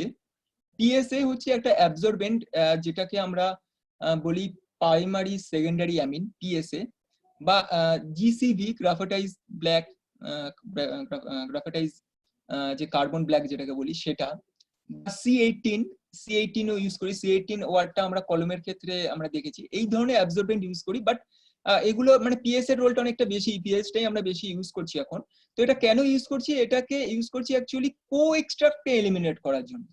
তো আমাদের মেন চ্যালেঞ্জিং প্রসেস হচ্ছে ম্যাট্রিক্স এফেক্ট। ম্যাট্রিক্স এফেক্টকে এলিমিনেট করতে গেলে যে ম্যাট্রিক্স এফেক্ট বলতে যে আমি একটু বলে দিই যে সাপোজ যে ধরনের গ্রিনি ভেজিটেবল আমরা করি, সেই ক্ষেত্রে সেই পেস্টিসাইড গুলো যখন অ্যানালাইসিস করছি তার মধ্যে বিভিন্ন রকমের পিগমেন্ট যেগুলো থাকে, ক্লোরোফিলি সাপোজ, সেগুলো চলে আসছে। তো সেগুলোকে এলিমিনেট করতে হবে, নইলে আমরা প্রপারলি পেস্টিসাইড থেকে ওটাকে এক্সট্রাক্ট করতে পারছি না। তো সেই কারণে এই যে অ্যাবজর্বেন্টের রোলটা এখানে হিউজ হয়ে দাঁড়াচ্ছে, এবং more than one absorbent use করছি, অনেক সময় কম্বিনেশন অফ অ্যাবজর্বেন্ট ইউজ করছি, যে C18, GCB, PSA, 1:1 বা 2:1 বিভিন্ন রেশিওতে ইউজ করছি। ইউজ করে মেন রোল যেটা, সেটা হচ্ছে যে আমরা কো এক্সট্রাক্ট যেটাকে বলছি সেটাকে এলিমিনেট করার জন্য। সেটাকে বাদ দিয়ে আমরা শুধুমাত্র পেস্টিসাইডটাকে যেটা আইডেন্টিফাই করতে পারি সেটার জন্য। এবং আলটিমেটলি এখানে আমি একটা প্রসেস দেখিয়েছি যে হোমোজিনেট করছি। হোমোজিনেট প্রসেসটা স্যাম্পলিং এর সাথে করা উচিত আর কি, অ্যাকচুয়ালি এখান থেকেই হোমোজিনিটিটা মেনটেন করতে হয়। তারপরে আমি সলভেন্ট অ্যাড করছি, তারপরে কোয়েচার সল্ট অ্যাড করছি। QuEChERS salt, different type of QuEChERS salt এখন অ্যাপ্লিকেশন হচ্ছে, সেটা depending on pH of substrate. Centrifuge হচ্ছে, সেন্ট্রিফিউজ করে আমরা আলটিমেটলি এগুলো যেটা টিউব আর কি, সেন্ট্রিফিউজ টিউব থেকে ডিসপারসিভ সলিড, এই পার্টটাতে আমরা ইউজ করছি হচ্ছে। এত পর্যন্ত আমরা শুধুমাত্র সলভেন্টই ইউজ করছি, ডেফিনেটলি অ্যাসিটোনাইট্রাইল ইউজ করছি, ইথাইল অ্যাসিটেট ইউজ করছি, depending on the polarity of substrate. And DSP, এই ডিসপারসিভ সলিডের এইখানটা, এই প্রসেসটা যেটাকে অ্যানালিটিক্যাল প্রসেসের মেন পার্ট আমরা বলি, সেই জায়গাটা আমরা অ্যাবজর্বেন্টটাকে ইউজ করছি to eliminate the co extract like chlorophyll. Okay, তো এইখানে এফেক্টিভনেসটা খুব ইম্পর্টেন্ট হয়ে দাঁড়াচ্ছে, এবং তারপরেই কিন্তু আমরা আলটিমেটলি ভাইলে মানে সুপারনেটেন্টটাকে উইথড্র করছি এবং সেটাকে LCMS অ্যানালাইসিস বা GCMS অ্যানালাইসিসের জন্য যাচ্ছি। LCMS অনেক মডিফাইড মেথড, সেই কারণে। তো এটা একটা ওভারভিউ অফ অ্যানালিটিক্যাল প্রসেস। এই প্রসেসটার ক্ষেত্রে এই টোটাল প্রসেসটাকে আমরা বিভিন্ন কম্বিনেশন অফ অ্যানালিটিক্যাল প্রসেসে স্টাডি করতে পারি, যেরকম study of contaminated pesticide throughout, solvent extraction process and gas chromatography. মানে সলভেন্ট এক্সট্রাকশন করব, মানে সেই ক্ষেত্রে এখানে সলিড ফেজ এক্সট্রাকশন নয়, লিকুইড এক্সট্রাকশন, DCM ডাইক্লোরোমিথেন দিয়ে আমরা লিকুইড এক্সট্রাকশন করলাম, যেটা এই প্রসেসে আমি বলেছি। এই প্রথমে লিকুইড এক্সট্রাকশন, তারপরে এই অ্যানালিটিক্যাল মেথড হচ্ছে যে জিসি ইসিডি কম্বিনেশন, অর্থাৎ এখানে দুটো প্রসেস মানে কোনটার সাথে কোনটা ইউজ করছি সেটা is very important. First topic is analytical method, second is instrumental method. Analysis করছি কিসে না জিসি অ্যান্ড ইসিডি মেথডে, এবং মাল্টি রেসিডিউ মেথডই ইউজ করছি। এখানে একটা ফ্লো চার্ট আমি দেখাচ্ছি, যে একটা ওয়াটারের ফ্লো চার্ট, যে কিসের মানে এটা হচ্ছে মানে মোস্ট রিপোর্টেড লিকুইড এক্সট্রাকশনের মাধ্যমে যে রেসিডিউ অ্যানালাইসিসটা হচ্ছে তার একটা মোস্ট রিপোর্টেড একটা ফ্লো চার্ট কোয়েচার্স মেথডের ক্ষেত্রে, যে ক্ষেত্রে আমরা এল ইউজ করছি, লিকুইড এক্সট্রাকশন ইউজ করছি, এবং আলটিমেটলি জিসি এমএস ইউজ করছি। আচ্ছা, এখানে আমি যেটা বলেছিলাম জিসি ইসিডি, এখানে এমএস মানে এখানে ইলেকট্রন ক্যাপচার ডিটেক্টর যেটা ইসিডি, এটার বদলে আমরা ইউজ করছি এখানে এমএস অর্থাৎ মাস স্পেকট্রোস্কোপিটা ইউজ করছি। তো combination of analytical method and combination of instrumental method it's very important. মানে দুটোকে সাইমultaneously যদি ফিট না করে তাহলে আমরা অপটিমাম রেজাল্ট অবটেন করা যায় না, খুব ডিফিকাল্ট হয়। তো এই ক্ষেত্রে এই ফ্লো চার্টটা আমি দেখিয়েছি, যেখানে পিএইচটা আমরা মেনটেন করেছি এবং একটু মডিফাই করেছি অ্যানালিটিক্যাল মেথডটা, এবং ডেফিনেটলি যে এক্সট্রাকশন যেটা করেছি লিকুইড এক্সট্রাকশন সেটা ডিসিএম দিয়ে করেছি, ডাইক্লোরোমিথেন দিয়ে করেছি, এবং আলটিমেটলি এটা অ্যানালাইসিস করছি জিসিএমএস এ, যেখানে জিসি এটা ইউজ করি। জিসিএমএস এ জিসিটা মানে গ্যাস ক্রোমাটোগ্রাফিটা ইউজ হয় হচ্ছে সেপারেশনের জন্য আর আইডেন্টিফিকেশনের জন্য, আর মাসটা হচ্ছে আইডেন্টিফিকেশন অ্যাজ ওয়েল অ্যাজ কোয়ান্টিফিকেশনের জন্য। তো এখানে ইনস্ট্রুমেন্টাল প্রসেসটা দুটো প্রসেস মানে দুটো রোল থাকে অ্যাকচুয়ালি, মানে আইডেন্টিফিকেশন অ্যান্ড কোয়ান্টিফিকেশন। আচ্ছা, এখানে আরেকটা প্রসেস আছে, ডিটারমিনেশন অফ ওয়াটার ইউজিং কলম ক্রোমাটোগ্রাফি এন্ড এইচপিএলসি। এই প্রসেসটা এটাকে এই সাথে রিলেট আমি এই কারণেই করছি যে little amount of old process actually, এটা এখন আমরা ইউজ করি না, বাট এইটাকেও একটা সময় প্রচুর ইউজ হতো। বাট এই ক্ষেত্রে এইটা ইউজ না করার কারণটা ইম্পর্টেন্ট এই কারণে, এখানে সিঙ্গেল রেসিডিউ অ্যানালাইসিসের এফেক্টিভনেস যতটা, মাল্টি রেসিডিউ অ্যানালাইসিসের ক্ষেত্রে এই প্রসেসের এফেক্টিভনেস অতটা নেই। অর্থাৎ এখানে প্রথমে কলম ক্রোমাটোগ্রাফি আমরা করছি, যেখানে সেপারেশন করে আলটিমেটলি সুপাররিটেনটা নিচ্ছি। অর্থাৎ এইখানে কলম ক্রোমাটোগ্রাফিতে এখানে সেপারেশন এন্ড সুপাররিটেনটা আমরা পেয়ে যাচ্ছি আলটিমেটলি, এবং তারপরে এইচপিএলসি প্রসেসে ইউজ করছি ক্রোমাটোগ্রাফি, মানে এইচপিএলসি তে হাই পারফরম্যান্স লিকুইড ক্রোমাটোগ্রাফি সেখানে ইউজ করছি। এবং এইচপিএলসি ক্ষেত্রে আমরা ডেফিনেটলি আমরা জানি যে বিভিন্ন রকমের ডিটেক্টর ইউজ করতে পারি, সেটা পিডিএ ডিটেক্টর হতে পারে, ফটো ডিটেক্টর অ্যারে যেটাকে বলি, প্লাস ইউভি ভিস ডিটেক্টর ইউজ করতে পারি, depending on the lambda max এর উপর ডিটেক্ট করতে পারি। বাট এই প্রসেসটা আমরা সিঙ্গেল পেস্টিসাইডের ক্ষেত্রে খুব ভালো এফেক্টিভ, যদি কোনো একটা সিঙ্গেল পেস্টিসাইডে আমরা পারসিস্টেন্স স্টাডি করতে চাই, তো এই ক্ষেত্রে এই প্রসেসে রেসিডিউ অ্যানালাইসিস এফেক্টিভ হবে যদি আমরা সিঙ্গেল পেস্টিসাইড করি। আচ্ছা, নেক্সট হচ্ছে determination SP cartridge and GCFPD. Actually এই কার্টেজ প্রসেস অ্যাকচুয়ালি মানে আমরা যেটা লিকুইড বা সলিড ফেজ এক্সট্রাকশনের প্রসেসের দিকে যাচ্ছিলাম, সেটা একটা কার্টেজের মাধ্যমে, মানে এটা এই অ্যাডভান্স প্রসেসে যে কলম সেট করে বা মানে ওল্ড প্রসেস বা ওল্ড টেকনিক যেটা ছিল সেই টেকনিক এখন আর ইউজ হয় না, এরকম রেডিমেড কার্টেজ এখন অ্যাভেলেবেল আছে। সেই কার্টেজের মধ্যে দিয়ে আমরা সুপারনেটেন্ট অ্যানালিটিক্যাল প্রসেস থেকে যে সুপারনেটেন্টটা আমরা পাচ্ছি, যে এক্সট্রাক্টটা পাচ্ছি, সেই এক্সট্রাক্টটা এখান দিয়ে পাস করাচ্ছি আলটিমেটলি, যে যেটা মানে অ্যাকচুয়ালি ফিল্টারেড, অ্যাকচুয়ালি সেই ফিল্টারটাকেই ডাইরেক্ট আমরা এফপিডি অ্যাকচুয়ালি এফপিডি ডিটেক্টরের মাধ্যমেও ডিটেকশন করছি আর কি। এফপিডি হচ্ছে মানে ফ্লেম ফটোমেট্রি ডিটেক্টর।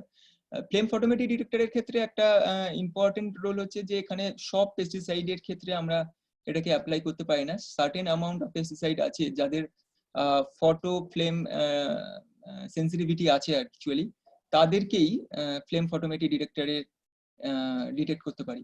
তো এটা একটা টেকনিক, এটা অ্যাকচুয়ালি টাইম কনজিউমের দিক থেকে খুবই কম, মানে very less time consuming process আমি বলতে পারি অ্যাকচুয়ালি। আচ্ছা, নেক্সট আমি বারবার বলছিলাম, that is QuEChERS. It is a most advance technique in residue analysis, pesticide analysis, in multi-residue field এর ক্ষেত্রে most advanced, that is QuEChERS. QuEChERS actually নামটা যেটা এসেছে এটা হচ্ছে quick, easy, cheap, effective, rugged and safe.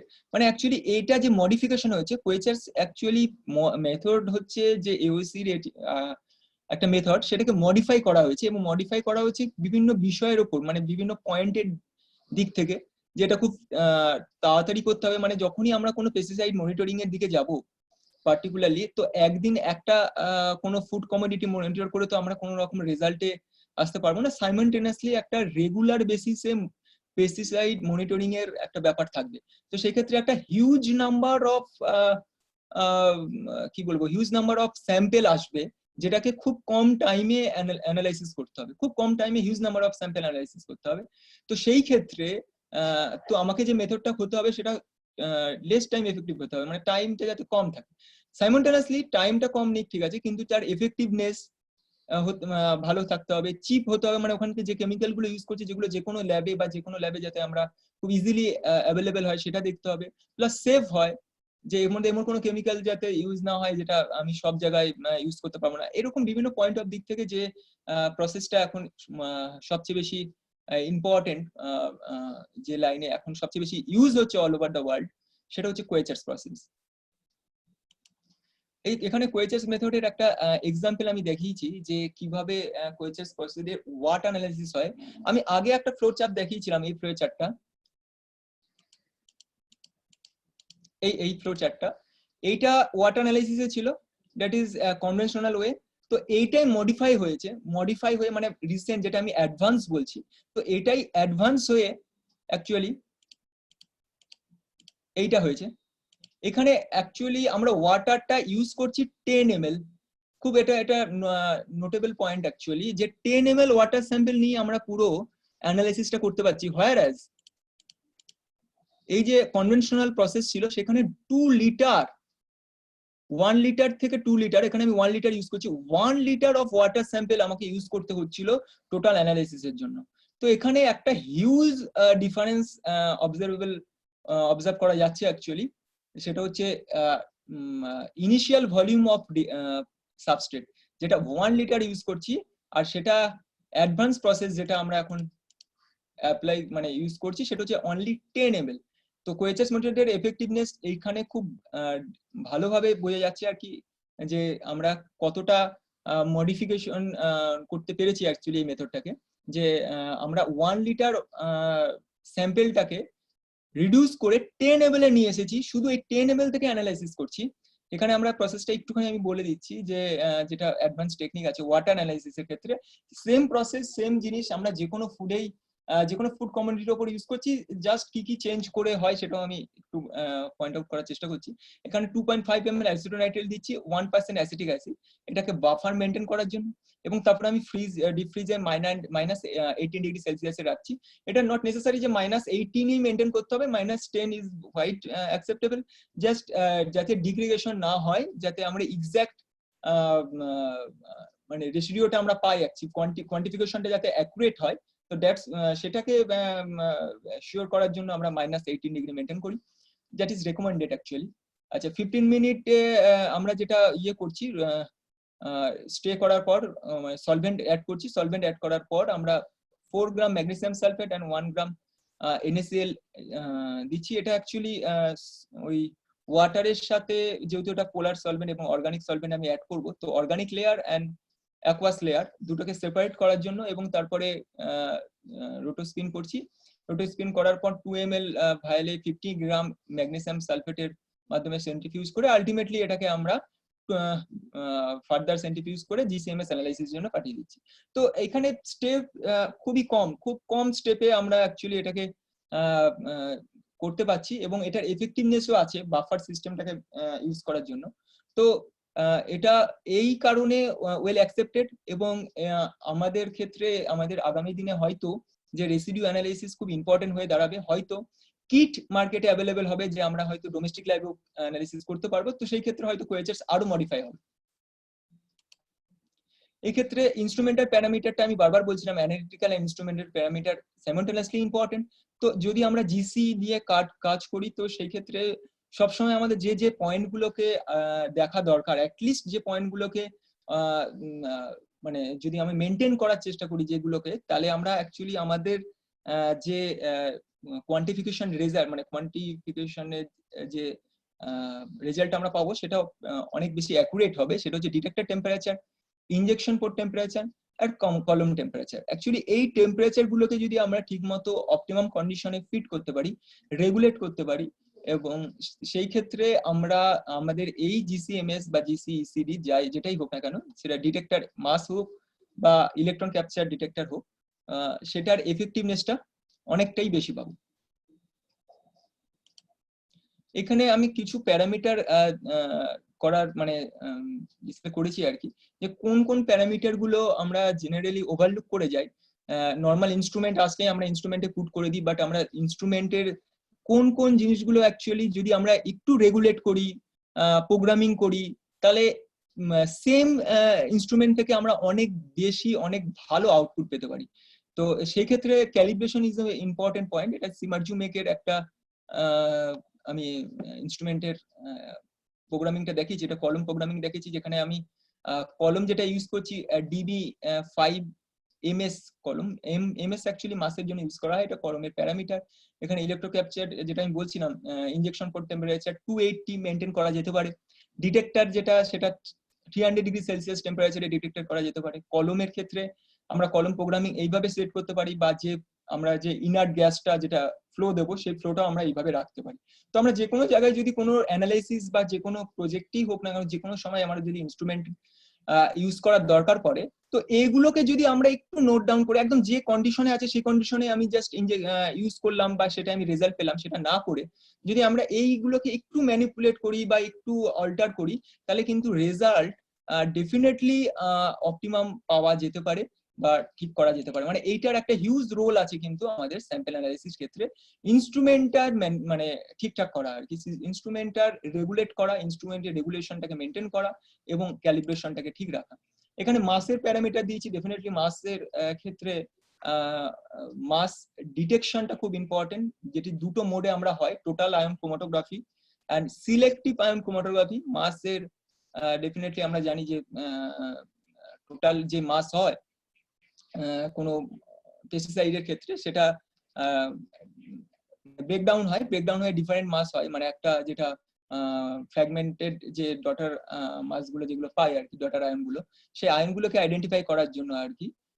তো সেই ক্ষেত্রে সিলেকশনটা মানে টেম্পারেচার সিলেকশনটা, প্রোগ্রামিংটা, এগুলো রেগুলেট করা খুব ইম্পর্টেন্ট আর কি। তো আমি এটাকে ফোকাস করছি, এটাকে ইম্পর্টেন্ট দিচ্ছি এই কারণেই যে মাস প্যারামিটার যেটা জিসিএমএস অ্যাকচুয়ালি মাস যে ডিটেক্টর, এটা মোস্ট অ্যাডভান্স ডিটেক্টর মাসের ক্ষেত্রে। এটা দিয়ে ppm লেভেলে এখন ডিটেকশন হচ্ছে, পার্টস পার মিলিয়ন লেভেলে অ্যাকচুয়ালি। তো ডেফিনেটলি ওয়াটারে যেরকম দুটো প্রসেস আমি বললাম আর কি, অ্যাকচুয়ালি ওয়াটার স্যাম্পল থেকে লিকুইড এক্সট্রাকশনে যেতে পারি, যেখানে সলিড ফেড এক্সট্রাকশন দিয়ে গ্যাস ক্রোমাটোগ্রাফি দিয়ে ডিটেকশন করতে পারি, আর সলিড এক্সট্রাকশন ডাইরেক্ট করে লিকুইড গ্যাস ক্রোমাটোগ্রাফি দিয়েও করতে পারি, গ্যাস ক্রোমাটোগ্রাফি করতে পারি। মানে এটা আমাদের উপর যে আমি কোন প্রসেসটা ইউজ করব, বাট অ্যানালিটিক্যাল প্লাস ইনস্ট্রুমেন্টাল দুটো সাইমালটেনিয়াসলি হতে হবে। আচ্ছা, এরপরে যে সিস্টেমের কথা আমি বলছি, যেটা এখনকার দিনে most advance instrument, that is LC-MS, liquid chromatography mass spectroscopy. Actually এখন LC-MS হয়ে গেছে অ্যাকচুয়ালি, মানে লিকুইড ক্রোমাটোগ্রাফি মাস হচ্ছে, মানে অ্যাকচুয়ালি একটা ফ্র্যাগমেন্টকে আরেকবার ভেঙে ডিটেকশন করছি। কোয়াড্রাপোলে ইউজ করি, টোটাল যে কোয়াড্রাপোল থাকে মাসে সেটা 4th হয়ে গেছে। মানে এই বিষয়গুলো কেন না, এটার ইনস্ট্রুমেন্টটা শর্ট রান টাইম থাকে, খুব শর্ট, মানে 15 মিনিটস এর রানে আমরা প্রায় 240 পেস্টিসাইড সাইমালটেনিয়াসলি আমরা মেজার করতে পারি। এখানে একটা বিষয় উল্লেখ করা খুব ইম্পর্টেন্ট বিষয় আছে, যে 240 পেস্টিসাইড ইন 15 মিনিটস রান, এটা পসিবল। হ্যাঁ, এটা একমাত্র LC-MS এর যে টেকনোলজি আছে সেটাতেই পসিবল, যে এট এ টাইম আমি 240টা 240 পেস্টিসাইডকে সিঙ্গেল রানে ডিটেক্ট করতে পারছি। ট্রেস লেভেল অ্যানালাইসিস তো বটেই, ট্রেস লেভেল অ্যানালাইসিস এবং LC-MS অ্যাকচুয়ালি এটা এক্সপেন্সিভও বটে, তো এটা একটা পয়েন্ট করার আছে। আচ্ছা, এই ক্ষেত্রে এই এলসিএমএস এর ক্ষেত্রে আমরা যেটা এই যে ইনস্ট্রুমেন্টটা দেখিয়েছি, এটা একটা কম্বিনেশন অফ দুটো ইনস্ট্রুমেন্ট, এটা এলসি, এটা মাস। অ্যাকচুয়ালি এখান থেকে এখানে আমরা যে মাঝখানে যে টপ ইয়েটা আছে, সেগমেন্টটা আছে, সেখানে আমরা স্যাম্পেলটা দিই। এখানে লিকুইড ক্রোমাটোগ্রাফি করে কলমের মাধ্যমে স্যাম্পেলটা এইখানে ইনজেক্ট হয় এবং এখানে অ্যানালাইসিস হয় এবং তারপরে কম্পিউটারে আমরা ডেফিনেটলি যে গ্রাফটা ক্রোমাটোগ্রামটা পাই সেটা থেকে করি। তো এখানে আমি জিসিএমএস এ যেটা বলছিলাম পিপিএম লেভেলে ডিটেকশন হয়, এখানে পিপিবি ইভেন পিপিটি লেভেলে অ্যানালাইসিস হয়, that is more sensitive. PPB parts per billion and parts per trillion লেভেলেও অ্যানালাইসিস করা সম্ভব হচ্ছে। That is the most advanced instrument in residue analysis, most advanced instrument, that is LCMS. and এইটার ক্ষেত্রে যে higher টেকনোলজিটা আমরা use করছি সেটা হচ্ছে ইলেকট্রন স্প্রে কোয়াড্রাপল, এই টেকনোলজিটা ইউজ করছি। এই ক্ষেত্রে এর যে টোটাল বিষয় যেটা হয় একটা ফ্লোচার্টের মাধ্যমে কিভাবে হয়, এখানে স্যাম্পল থাকে অ্যাকচুয়ালি, এখন আর স্যাম্পল অটোমেটেড কন্ডিশনে হয়, স্যাম্পল ট্রে হয়, এইখানে স্যাম্পল ইউজ করা হয় এবং এখান থেকে আমি যেটা বলছিলাম এইদিকে আসে এবং তারপরে পাম্পের মাধ্যমে এটা এলসি কম্পাউন্ডের মাধ্যমে যায়। এই পার্টটা পুরো এলসি, এই যে পুরো পার্টটা যেটা গ্রিন পর্যন্ত আছে, এবং এরপরে মাসে ঢুকছে। এইটা হচ্ছে এই আয়ন সোর্স যেটা আসছে সেটা হচ্ছে এই পার্টটা, এই যে আয়ন সোর্স লেফট হ্যান্ডে যেটা আছে সেটা, এবং সেখানে গিয়ে আয়োনাইজ স্যাম্পল আসছে, মাস স্পেকট্রোস্কোপি এটা ডিটেক্ট হচ্ছে এবং তারপর আউটপুট পাচ্ছি। That is a combination of liquid chromatography and mass spectroscopy. এবং এই টেকনোলজিতে আমরা পিপিবি মানে সেন্সিটিভিটি এবং আদার্স যেগুলো বলছি সেগুলো অনেকটাই হাই থাকে actually, sensitivity, specificity, time, multi residue. আমি একটা নর্মাল ক্রোমাটোগ্রাম শো করেছি, এটা হচ্ছে এলসিএমএস এর ইন জেনারেল ক্রোমাটোগ্রাম অ্যাকচুয়ালি। তো এই ক্ষেত্রে দেখা যাচ্ছে যে এটা অনলি 22 মিনিটস রান আছে, 22। এখানে মোর দ্যান 80 to 90 100 পেস্টিসাইডের উপরে এখানে আইডেন্টিফাই করা হচ্ছে। এখানে ডিফারেন্ট কালার যেটা আছে সেখানে ডিফারেন্ট কালারের সিপ মানে পেস্টিসাইড গুলোকে দেখানো হয়েছে। অ্যাকচুয়ালি এইগুলো প্রত্যেকটা একটা ট্রানজিশন, অ্যাকচুয়ালি মাস ট্রানজিশন। এটা যদি সলভেন্টের পিক বলি, এগুলো যেগুলো আছে না প্রত্যেকটা ট্রানজিশন। এখানে একটা বিষয় খুব ইম্পর্টেন্ট যেটা হচ্ছে যে এইখানে একই আরটিতে যদি ডিফারেন্ট পিক আসেও, একই সেম আরটিতে, তাও সেটাকে আমরা এক্সট্রাক্ট করতে পারবো। এই পয়েন্টটা খুব ইম্পর্টেন্ট, যেটা জিসি বা অন্য কিছুর ক্ষেত্রে একটু প্রবলেম হয়। মাসের ক্ষেত্রে এটা পসিবল, অনলি মাসের ক্ষেত্রে it is not possible. But mass যেটা হয় কোয়াড্রাপোলের ক্ষেত্রে, সেটা এইখানে একই আরটি মানে রিটেনশন টাইম যদি সেম হয়, একই জায়গায় দুটো ডিফারেন্ট পেস্টিসাইড যদি পিক দেয়, তাও সেটাকে আমরা এক্সট্রাক্ট করতে পারবো, কারণ দুটো ট্রানজিশন ডিফারেন্ট হবে ডিউ টু দেয়ার মলিকুলার ওয়েটা ডিফারেন্ট। মলিকুলার ওয়েট ডিফারেন্টের জন্য তাদের ট্রানজিশনটা আলাদা হবে। এই লজিকটা বা এই টেকনিকটাই আমাদের টাইমটাকে কমাচ্ছে, রান টাইমের মাল্টি রেসিডিউ অ্যানালাইসিস করাচ্ছে, সেন্সিটিভিটি বাড়াচ্ছে। তো এলসিএমএস স্টাডি করা, এলসিএমএস এর ইনস্ট্রুমেন্টের ট্রেনিং বা এটা খুব মানে ইন্ডাস্ট্রিয়ালি খুব এফেক্টিভ হবে এখন, কারণ এলসিএমএস হচ্ছে ফিউচার অফ রেসিডিউ অ্যানালাইসিস। আচ্ছা, এত কিছু তো বলার পরে একটা জিনিস বলতেই হয় যে রেসিডিউ অ্যানালাইসিস, যে অ্যানালাইসিস প্রসেসগুলো আমি বললাম, যে এলসিএমএস এর ক্ষেত্রে এই টেকনিকটাও আমি বললাম যে বাফার টেকনিকও ইউজ করে আমরা করি এলসিএমএস ইএসআই টেকনিকের ক্ষেত্রে, সবগুলো এই টেকনিকগুলো এখন ইউজ করা হচ্ছে রেসিডিউ অ্যানালাইসিসের জন্য। কিন্তু এগুলো কোনোটাই বেসিক্যালি আমরা বাড়িতে করতে পারি না, বাড়িতে করা সম্ভব নয়। তো আমরা তাহলে ওয়েট করতে হবে ল্যাব মানে ফিডব্যাকের জন্য বা রিপোর্টের জন্য অ্যাকচুয়ালি। তো অ্যাকচুয়ালি এখন আমাদের একটু জানা উচিত যে কি করা যেতে পারে, মানে বাড়িতে পেস্টিসাইড কি রিমুভ করা যায়? অ্যাকচুয়ালি ডিটেক্ট তো করাই গেল, আমি পাচ্ছি, তো আমি যদি আমি পেয়ে যাই যে কোনো জায়গায় পেস্টিসাইড আছে, তো ডেফিনেটলি ওটা কি রিমুভ করা পসিবল? তো এটা যেহেতু এর সাথে রিলেটেড, তো এটা বলাই ডেফিনেটলি উচিত। তো ফ্রেশ ওয়াটার বা রানিং ওয়াটারে ডেফিনেটলি রিমুভ হয় সার্টেন অ্যামাউন্টে। আমরা রিমুভ করতে পারি যে ওপরে যে পিলটা থাকে সেটাই রিমুভ করে দিতে পারি। তারপরে মুছে বা বয়েল করে ইউজ করতে পারি। হোমমেড ক্লিনিং স্প্রে, এখানে হোমমেড ক্লিনিং স্প্রেটাকে আমি আইডেন্টিফাই করেছি এই কারণে যে বাইরের যে কেমিক্যাল গুলো ইউজ হয় অ্যাকচুয়ালি ডিসইনফেকশনের জন্য বা পেস্টিসাইড রিমুভ করা যায় আর কি, যে কোনো সলিউশন ওটা কেন, but it's a chemical also. কারণ নর্মালি বাড়িতে করলে কি হয় যে ফার্দার রিয়াকশন বা ডিকম্পোজিশন রিয়াকশনের পসিবিলিটি কম থাকে। যদি আমরা টেবিল সল্ট আর এনি টাইপ অফ সাইট্রাস কে ইউজ করি তাহলে ইট ইজ কোয়াইট এফিসিয়েন্ট, অনেকটাই এফিসিয়েন্ট হয়। আর এছাড়া অর্গানিক ফুড হচ্ছে আমাদের নেক্সট টপিক। এবার অর্গানিক ফুডের ক্ষেত্রে যে পেস্টিসাইড ইউজ হয় না বা পেস্টিসাইড থাকে না, এটা একটা কি ডিবেটেবল কোয়েশ্চেন। তো এটা এখনো 100% এফেক্টিভ নয় যে অর্গানিক আমরা খাচ্ছি মানে ওখানে পেস্টিসাইড নয়, বা অর্গানিক মানেই যে কোনো কেমিক্যাল ইউজ করা যাবে না। এটা হতেই পারে যে অর্গানিক মানে কোনো পয়জনাস কেমিক্যাল বা টক্সিক কেমিক্যাল থাকবে না, that is another topic.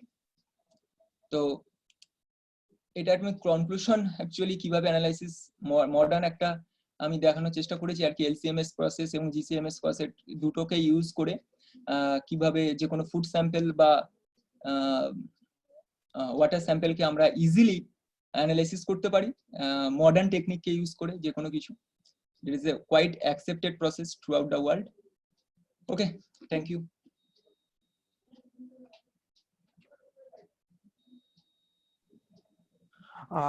Thank you Sudip দা, তুমি স্ক্রিন শেয়ারটাকে ইয়ে করে দিলে। Thank you. Let me get the questions. I think students have ready questions at that point. Just exit the first. Yeah. The first question একটা পেয়েছি, আমি ইয়ে করি সুদীপ দা। হ্যাঁ, একটা ইয়ে হয়েছে যে আইটিসির একটা নিউ প্রোডাক্ট বের করেছে, সো ওয়্যার ওরা ক্লেম করছে যে পেস্টিসাইড ওয়াক্স রিমুভ হয়েছে। সো প্রোডাক্টটাতে নিম আছে, তো স্যার এইটা কিভাবে? কে এটা কাদের প্রোডাক্ট? আইটিসি মানে ওটা পেস্টিসাইডটা রিমুভ হচ্ছে? হ্যাঁ, তুমি চ্যাট বক্সেও দেখতে পাবে, তুমি যদি স্টপ শেয়ারিং করে দাও তুমি ডান দিকে চ্যাট বক্সটাতেও দেখতে পাবে। ওকে ওকে ওকে, আমি শেয়ারিংটা স্টপ করছি। নাও দেখো ডান দিকে চ্যাট বক্সটাতে।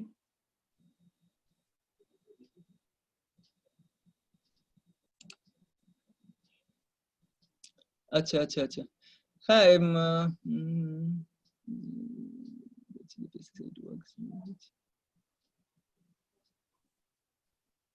অ্যাকচুয়ালি ক্লেম এটা অ্যাকচুয়ালি খুব ডিবেটেবল প্রসেস। আমি কয়েকটা বিষয় বলি, এটা শুধু আইটিসি বলে নয়। বেশ কিছুদিন আগে একটা প্রোডাক্ট মার্কেটে এসেছিল ভিজি ওয়াশ বলে, আমি জানি না যে এটা কেউ জানে কিনা।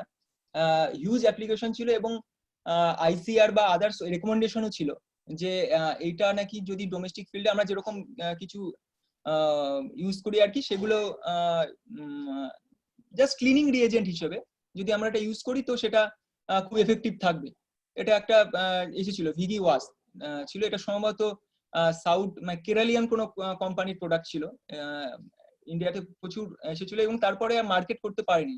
তো এটা ক্লেম করছে অ্যাকচুয়ালি এটাই, ওরা এটা কোনো প্রাইভেট ল্যাবরেটরি বা কোনো ল্যাবরেটরি থেকে একটা এফেক্টিভ ডেটা দিয়েছে, সেই ডেটার উপর বেস করে করছে। বাট এইটাকে যতক্ষণ না আমরা মানে ডিফারেন্ট টাইপ অফ মানে কি বলবো ডিফারেন্ট কমোডিটির উপর আমরা অ্যাপ্লাই করছি, বিভিন্ন টেম্পারেচারে অ্যাপ্লাই করছি, যতক্ষণ না রেজাল্ট পাচ্ছি ততক্ষণ এইভাবে করা সম্ভব নয়।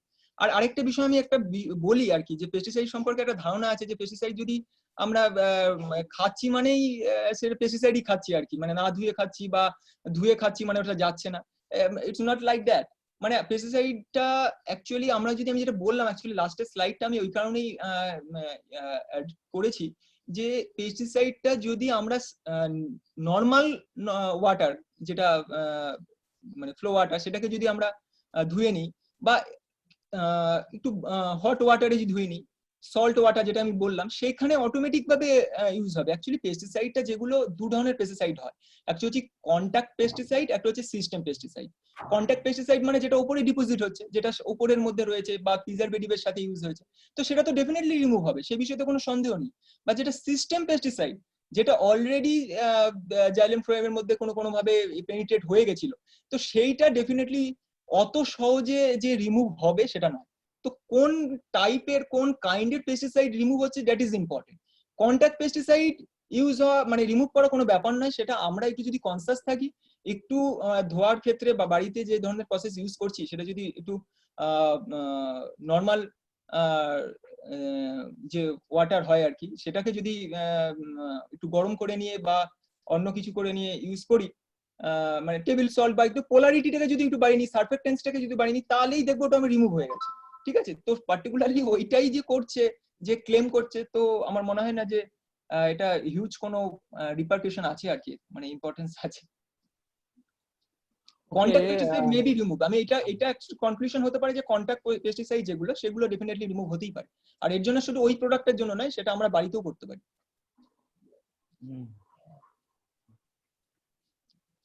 আচ্ছা, নেক্সট কোনো কোশ্চেন?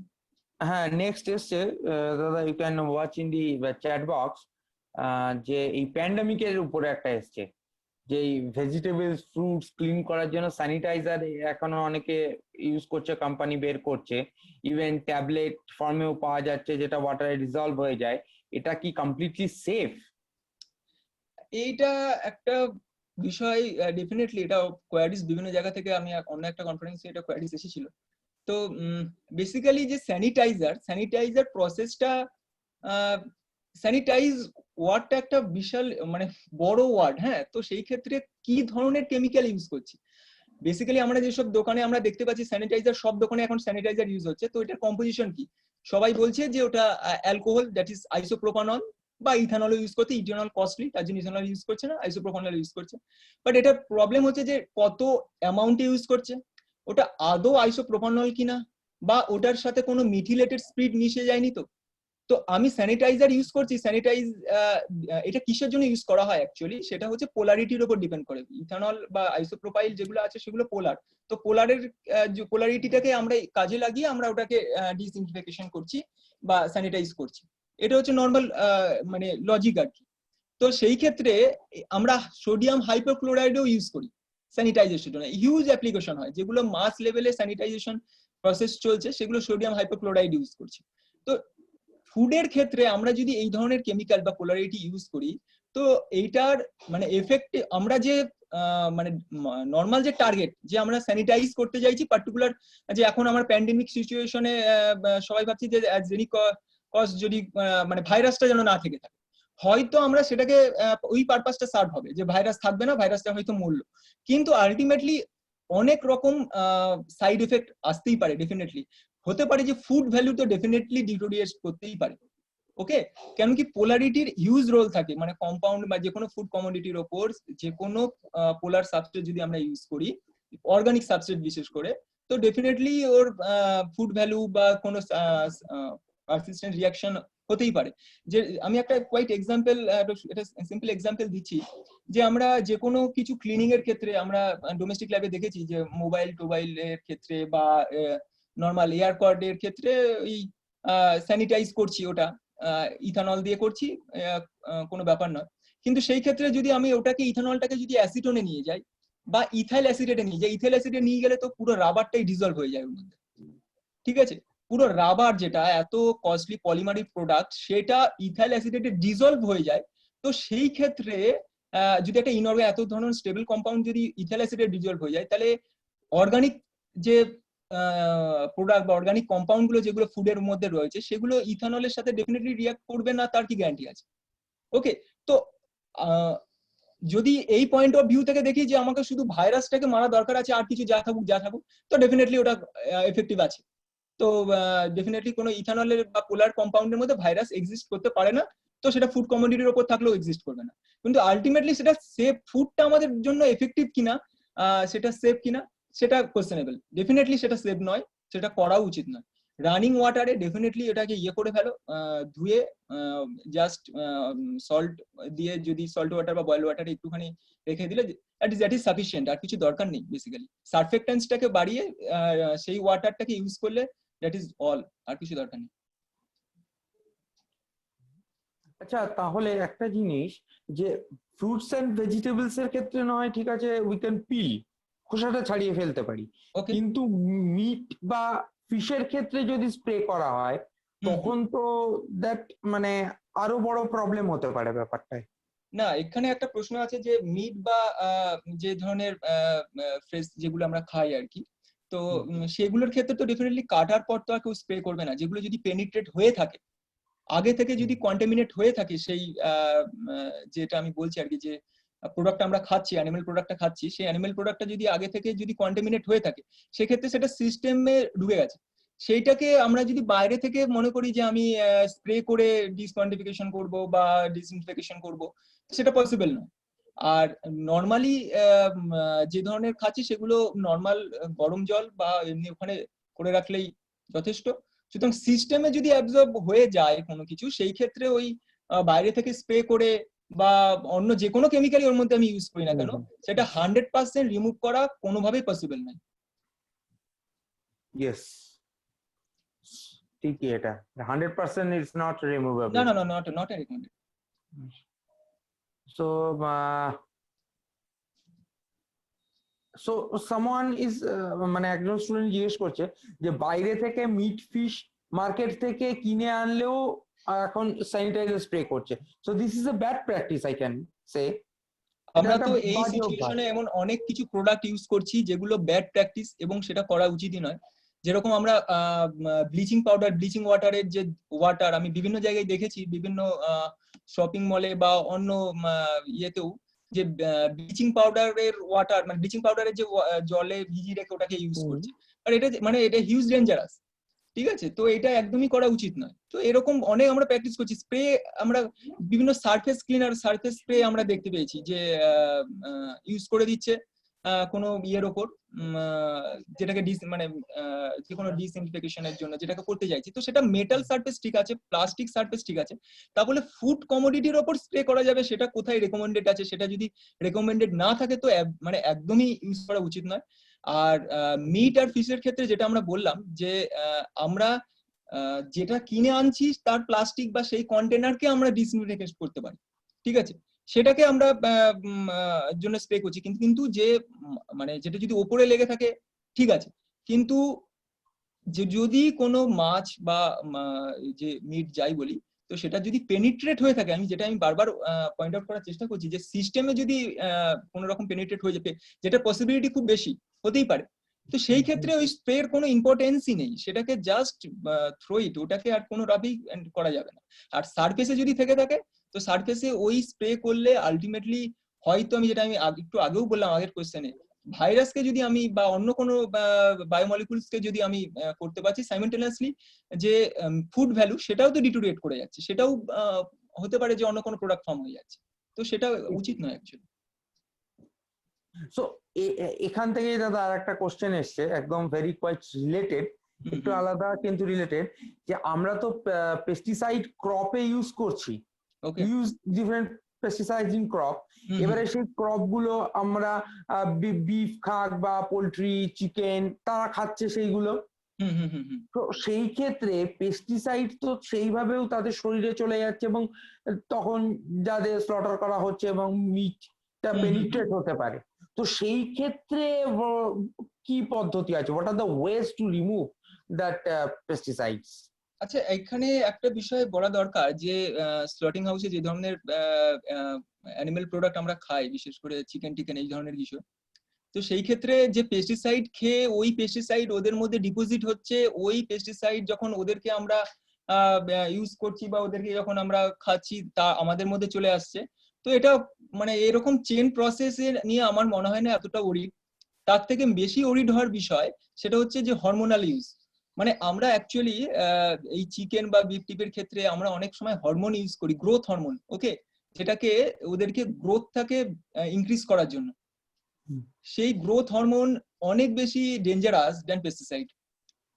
সেগুলো ডিপোজিট হচ্ছে, এবং এরকমও দেখা গেছে যে গ্রোথ হরমোন, যে ওর মধ্যে যদি অন্য কোনো পেস্টিসাইড বা অর্গানিক মলিকুল থাকে, তো সেটাকে মানে অ্যাকচুয়ালি নালিফাই করে দিচ্ছে, সেটাকে মানে ডিকম্পোজ করে অন্য প্রোডাক্টে ফর্ম করে যাচ্ছে। বাট ওই হরমোনাল প্রোডাক্টটা রয়ে যাচ্ছে, যেটা চিকেনের ক্ষেত্রে ম্যাসিভ ইউজ হচ্ছে, ম্যাসিভ ইউজ হয় চিকেনের গ্রোথের জন্য। পর্কে তো খুব ইউজ হচ্ছে গ্রোথের জন্য, সেইগুলো ডিপোজিট হচ্ছে, সেগুলো আমাদের কাছে আসার প্রবাবিলিটিটা বেশি, যেটা ডাইরেক্ট ওর মধ্যে পেনিট্রেট হচ্ছে। বাই ইনজেক্ট করে যেটাকে ওর ব্লাডে ইনজেক্ট করা হচ্ছে। বাট ও মানে এইখানে যেটা বলা হচ্ছে যে সেটা হচ্ছে যে খাওয়ার মাধ্যমে কোনো জায়গায় ও এগ্রিকালচারাল ক্রপ খাচ্ছে, সেখান থেকে ওর শরীরে যাচ্ছে, সেটা ডিপোজিট হচ্ছে, তো যেটা ডাইজেস্ট হচ্ছে না বা অন্য জায়গায় ডিপোজিট হচ্ছে, সেটা আমাদের শরীরে আছে, সেই প্রবাবিলিটিটা খুব কম।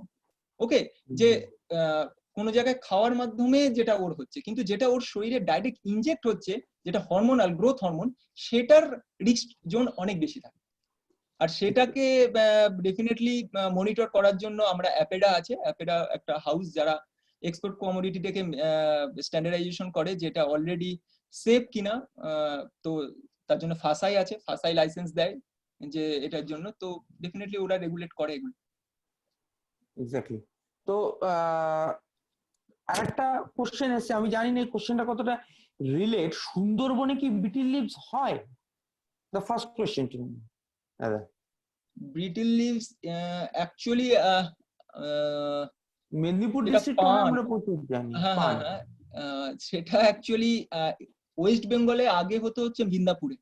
ওকে, তো একটা কথা আছে যে আগে নাকি বহুদিন আগেই ব্রিটিশ আমলে নাকি ট্রেন শুধু বিন্দাপুরে স্টপেজই দিত ওই পান এক্সপোর্ট করার জন্য। That is another topic. কিন্তু এখনকার সিনারিওতে আমি জানি যে কল্যাণীতেও একটা জায়গায় গ্রেপস হয়, ঠিক আছে? তো হর তো এখন তো সব জায়গায় সবকিছু হচ্ছে, কল্যাণীতে টি গার্ডেনও রয়েছে, তো কল্যাণীতে টি গার্ডেন আছে। তো সেই ক্ষেত্রে না হওয়ার কিছু নেই। তো এবার বিষয় হচ্ছে যে এটা হয় মানে ন্যাচারালি হয় নাকি আর্টিফিশিয়াল ওয়েতে গ্রোথ করা হচ্ছে, সেটা একটা পয়েন্ট। এখানে ন্যাচারালি হওয়ার কথা নয় বেসিক্যালি, কারণ ওখানকার যে কন্ডিশন সেটা করে না। যদি আর্টিফিশিয়াল ওয়েতে ওর এনভায়রনমেন্ট তৈরি করা যায় গ্রিন হাউস করে, কোয়াইট পসিবল, হতেই পারে। তো এখানে একজন প্রশ্ন করেছে যে সুন্দরবনে ও শুনেছে, শি হ্যাজ হার্ড দ্যাট সুন্দরবনে যেখানে বিটি লিভস এর কাল্টিভেশন হয় সেখানে প্রচুর পরিমাণে পেস্টিসাইড ইউজ করা হয়, বাট লোকাল স্ট্রিট সাইডের পান শপস গুলোতে তো পানগুলোকে কি করে, জাস্ট একটু ধুয়ে সেটাকে ক্লিন করে দিয়ে দেয়। তো সেই পানটা কি খাওয়া সেফ আমাদের জন্য? আচ্ছা, এটা খুব একটা ভালো কোশ্চেন। ইনফ্যাক্ট আমার নিজেরই বিটল ভাইনের উপর একটা কাজ আছে, অলরেডি পাবলিশ করেছি। তো বিটল ভাইনের একটা রিস্ক জোন বা রিস্ক ফ্যাক্টর কিন্তু আছে, যেহেতু আমরা এটা র মানে অ্যাকচুয়ালি ইনটেক করি আর কি, তাই না? অনেক কিছুই র ইনটেক করি, কিন্তু আমি কোনোদিন পান যে রান্না করে খেয়েছে বিটল ভাইন, এটা তো শোনা যায় না, পান রই খেতে হবে। তো এই ক্ষেত্রে এটা একটা হিউজ রিস্ক ফ্যাক্টর থাকে। আরেকটা বিষয় হচ্ছে যে uses of pesticide in betel vine is very high, খুব বেশি পরিমাণে ইউজ করা হয়। তার কারণ হচ্ছে বিটল ভাইন যে নেচার ওদের মানে গাছটা, সেটাকে অ্যাকচুয়ালি রক্ষণাবেক্ষণের জন্য বা মেনটেন করার জন্য খুব ফাঙ্গাস অ্যাটাক হয় অ্যাকচুয়ালি, তাই না? তো ফাঙ্গাস অ্যাটাকের জন্য প্রচুর ফাঙ্গিসাইড ইউজ করা হয়। বিশেষ করে আমি বলেই দিচ্ছি, কার্বেন্ডাজিম বলে একটি পেস্টিসাইড আছে, যেটা হিউজ পরিমাণে, এমন কোনো মিডল ভাইন কাল্টিভেশন সেক্টর নেই যেখানে কার্বেন্ডাজিম ইউজ করা হয় না। তো ইউজ করা হয়, ডেফিনেটলি ইউজ করা হয়। এবং সেটাকে যখন আমরা নিয়ে আসি আর কি, তো তার মধ্যে ডিপোজিট বা থেকে যাওয়ার চান্সেস ডেফিনেটলি আছে, না থাকার কোনো কারণ নেই। কিন্তু এখানে দুটো বিষয় খুব ইম্পর্টেন্ট, সেটা হচ্ছে এই যে পেস্টিসাইডটা ইউজ করা হয়, এই ইউজটা খুব আর্লি স্টেজে করা হয়। আচ্ছা, মানে বিটল ভাইনটা যখন ম্যাচিওর লিভস হচ্ছে তার আগে থেকে ইউজ করা হয়, ম্যাচিওর কন্ডিশনে ইউজ করা হয় না সাধারণত, যদি প্রিজারভেটিভ ইউজ করা হয়। এটা একটা সেফ সাইড আমাদের জন্য। আরেকটা হচ্ছে বিটল ভাইন ইটসেলফে প্রচুর অ্যালকালয়েড কম্পাউন্ড আছে, বিশেষ করে টার্সিয়ারি অ্যামিন, যাদের জন্য এই ধরনের কম্পাউন্ড গুলোর ক্ষেত্রে তাদের ডিপোজিশন রেট অনেকটাই কম থাকে। ওকে, অনেকটাই কম থাকে। বাট এ সত্ত্বেও এই দুটো বিষয় ডেফিনেটলি আমাদের ফরে যাচ্ছে যে পেস্টিসাইড মানে কম থাকবে, কিন্তু এ সত্ত্বেও পানে মানে বিটল ওয়াইনের ক্ষেত্রে যদি আমরা দেখি, তো মানে রিমার্কেবল অ্যামাউন্টে ওর মধ্যে কিন্তু ইয়ে পাওয়া যায়, মানে পেস্টিসাইড পাওয়া যায়। কিন্তু এইটা নিয়ে অ্যাকচুয়ালি ইন্ডিয়াতে বিভিন্ন মানে খুব বেশি যে কি বলবো কালচার বা এইসব কম, কারণ বিটল ভাইন সে অর্থে ওয়ার্ল্ড ওয়াইড ইউজ তো নেই বিটল ভাইনের। খুব কম কান্ট্রিতে বিলিরুবিন ইউজ করে অনলি actually। কয়েকটা দেশে এক্সপোর্ট করা হয় হ্যাঁ, শুধুমাত্র। কয়েকটা দেশে এক্সপোর্ট করে। আর তাছাড়া ইন্ডিয়াতেও যে মানে এর ইউজেসটা বা এর কালচারটা যে খুব বেশি, মানে প্রচুর পরিমাণে, এটা না হলে হবে না, মানে এসেনশিয়াল কমোডিটির মধ্যে এটা পড়ছে না, মানে বিটেল বাইন না হলে যে হবে না এটাও নয়। তো এইটা নিয়ে যেন রিপারকেশনটা কম হয়, but it is sensitive issue, মানে এই যে হয় না তা নয়, ডেফিনেটলি হয়, ভালো পরিমাণ পেস্টিসাইড ডিপোজিশন হওয়ার আর স্কোপ তো ডেফিনেটলি রয়েছে। বাট আরেকটা জিনিসও হতে পারে যে বিটল বাইনটাকে নিয়ে আমরা যদি মানে ভেবে নিই যে পেস্টিসাইড আছে, তাহলে আমরা ওটাকে ড্রাই করে ওর যে ফাইবারটা আছে that we can use in developments of food. এইটা করা যেতে পারে অ্যাকচুয়ালি। পার্নের বিটেল ভাইনের অনেক কটা রোল আছে, ওটা অ্যাকচুয়ালি অ্যান্টিঅক্সিডেন্ট ব্যাপার আছে ওর অ্যাকচুয়ালি, ঠিক আছে। তো সেই কারণে ওইভাবে ইউজ করার ক্ষেত্রে ওর কতটা ফুড ভ্যালু থাকবে বা এফেক্টিভনেস থাকবে, বা অ্যাকচুয়ালি মুখের স্বাদের জন্য তো অনেকে এটাকে খায়, তো সেই ক্ষেত্রে সেই জিনিসটা কতটা মেনটেন হবে সেটা একটা কোয়েশ্চেনেবল ব্যাপার। আর আরেকটা বিষয় এর উল্লেখ করা ব্যাপার হচ্ছে যে ভেরি লেস, কি বলবো, মানে পাবলিশ জার্নাল এই বিষয়ে খুব কম আছে, আর স্টাডিও খুব কম হয়েছে, রিসার্চটা একটু কম হয়েছে, মানে অ্যাকচুয়ালি সোর্স অফ রিলেভেল সোর্স খুব কম আছে এটা। রিলায়েবল সোর্স খুব কম আছে। না, আমি একবার নিজে করেছিলাম, আমি দেখেছিলাম যে ওর ভেতরে কিছু কিছু অ্যান্টিঅক্সিডেন্টস বোধহয় থাকে, বাট কি অ্যান্টিঅক্সিডেন্টস আই কুডন্ট আইডেন্টিফাই, আমার ইনস্ট্রুমেন্টস ছিল না, বাট ধরে নাও বেকিং টেম্পারেচারেও they can survive, after baking they can survive. Alkaloid যেগুলো হয়, অ্যালকালয়েড টারসিয়ারি অ্যামিন বা সেকেন্ডারি অ্যামিন যদি হয়, তো এদের হিউজ স্টেবিলিটি থাকে ডিউ টু রেজোনেন্স স্টেবিলিটি, না? তো সেই কারণে যে কোনো মানে হাই টেম্পারেচার গুলো এক্সিস্ট করে, আর এক্সিস্ট করে বলেই আমি যেটা বলছিলাম আর কি, অন্যান্য পেস্টিসাইড যেগুলো আছে সেগুলোর সাথে এদের রিঅ্যাকশন বা তাদের ডিকম্পোজিশনের পার্ট একটা অবজার্ভ করা যায়। ইভেন পানের ক্ষেত্রে হয়তো এটা মানে শোনা আছে, মানে এমন একটা কোম্পানি মার্কেটে এসেছিল, তারা অ্যাকচুয়ালি পানটাকে লিকুইড কন্ডিশনে, মানে অ্যাকচুয়ালি ওর এক্সট্র্যাক্টটা মার্কেটে আনবে, জাস্ট ওর লিকুইডটাকে, মানে হেলদি ড্রিঙ্কস, হেলদি ড্রিঙ্কস হিসেবে। হ্যাঁ, হ্যাঁ, হেলদি ড্রিঙ্কস হিসেবে। So okay, we have got the next question, যে ফুডের মধ্যে যদি অ্যাবজর্ব পেস্টিসাইড থেকে যায় আদার দ্যান সারফেস ওয়ান্স, সেগুলো হাই টেম্পারেচারে প্রসেসিং টক্সিসিটিকে আরো বেড়ে যায়, ইনক্রিজ করে ডিউ টু পারসিস্টেন্ট রিঅ্যাকশনস। আচ্ছা, পারসিস্টেন্স রিঅ্যাকশন তো হয় না যে কোনো পেস্টিসাইডেই, মানে একটা নর্মাল থাম্ব রুল আছে যে কোনো pesticide in high temperature decomposition হবে, ডিকম্পোজ করে যাবে। ওকে, তো যে কোনো কিছুরই যদি আমি যেগুলো সিস্টেমে রয়ে গেছে সেগুলো যদি খুব বেশি টেম্পারেচারে আমরা বয়েল করি, তাহলে সেই ক্ষেত্রে সেটা ডিকম্পোজিশন ডেফিনেটলি হবে। তো সেই ক্ষেত্রে যে প্রোডাক্ট গুলো পাবো সেগুলোর মানে এক্সপেক্টেড যে তার টক্সিসিটি থাকবে না, এটা একটা এক্সপেকটেশন আছে আর কি, ঠিক আছে। তো সেই ক্ষেত্রে ওই যেগুলো মানে হাই টেম্পারেচারে যেগুলো ডিকম্পোজিশন হয়ে যাচ্ছে তার টক্সিসিটি এক্সপেক্টেড কমে যাবে। এখানে যেটা বলা হচ্ছে যে প্রসেসিং টক্সিসিটি কি বেড়ে যাবে, না বেড়ে যাওয়ার চান্সেস নেই, প্রোভাইডেড যদি ওর মধ্যে কোনো ডটার যে প্রোডাক্টটা পাবো বা ডিকম্পোজিশন প্রোডাক্টটা যেটা পাবো তার টক্সিসিটি লেভেল তার প্যারেন্ট এর থেকে যদি বেশি হয়, ঠিক আছে। যেরকম একটা কম্পাউন্ড, আমি এক্সাম্পল বলছি, ফ্লুবেনডায়ামাইড অ্যামাইড প্রোডাক্ট একটা, এর যে ডিকম্পোজিটেড প্রোডাক্ট সেটা হচ্ছে ডেস আয়োডো 3191 ম্যাটার কোড আছে অ্যাকচুয়ালি, ডেস আয়োডো, তার টক্সিসিটি ফ্লুবেনডায়ামাইডের থেকে বেশি। তো এরকম কিছু কম্পোজিশন আছে, তো তাদের ক্ষেত্রে তার টক্সিসিটি বেশি মানে হয়ে যেতে পারে। কিন্তু তা সত্ত্বেও এখানে আরেকটা বিষয় বলে রাখি, যে এই যে ডিকম্পোজিশন প্রোডাক্টের টক্সিসিটি প্যারেন্ট কম্পাউন্ডের থেকে বেশি, কিন্তু সেই ডিকম্পোজিশনটা 60 বা 40 ডিগ্রি টেম্পারেচারের ডিকম্পোজিশন হওয়া প্রোডাক্ট নয়, সেটা নর্মাল রুম টেম্পারেচার বা নর্মাল ওয়েদারে ডিকম্পোজিশন প্রোডাক্ট। আমি বোধহয় বুঝাতে পারলাম এই প্রোডাক্টটা ডিকম্পোজিশন হায়ার টেম্পারেচারে ডিকম্পোজিশন প্রোডাক্ট পাচ্ছি, তার টক্সিসিটিটা নর্মাল কন্ডিশনে ডিকম্পোজিশন প্রোডাক্টের থেকে ডেফিনেটলি কম হবে, তার জন্য টক্সিসিটি বেড়ে যাওয়ার চান্সেসটা থাকবে না, ডেফিনেটলি কমবেই। ওকে, জিএম ক্রপ নিয়ে একটা কোশ্চেন এসছে যে জিএম ক্রপে কখনো পেস্টিসাইড কি ইউজ করা হয়, হলে কতটা টক্সিক হতে পারে? GM crops means? Genetically modified crop. আচ্ছা, জেনেটিক্যালি মডিফাইড ক্রপস এখন বেসিক্যালি আমরা কোনটা জেনেটিক্যালি মডিফাইড ক্রপ খাই না সেটা বলা মুশকিল। সবই হাইব্রিড যে ইয়ে দিয়ে ইউজ করা হচ্ছে আর কি, যেগুলো থাকে। তো জেনেটিক্যালি মডিফাইড ক্রপের ক্ষেত্রে পেস্টিসাইড করা, হ্যাঁ ডেফিনেটলি।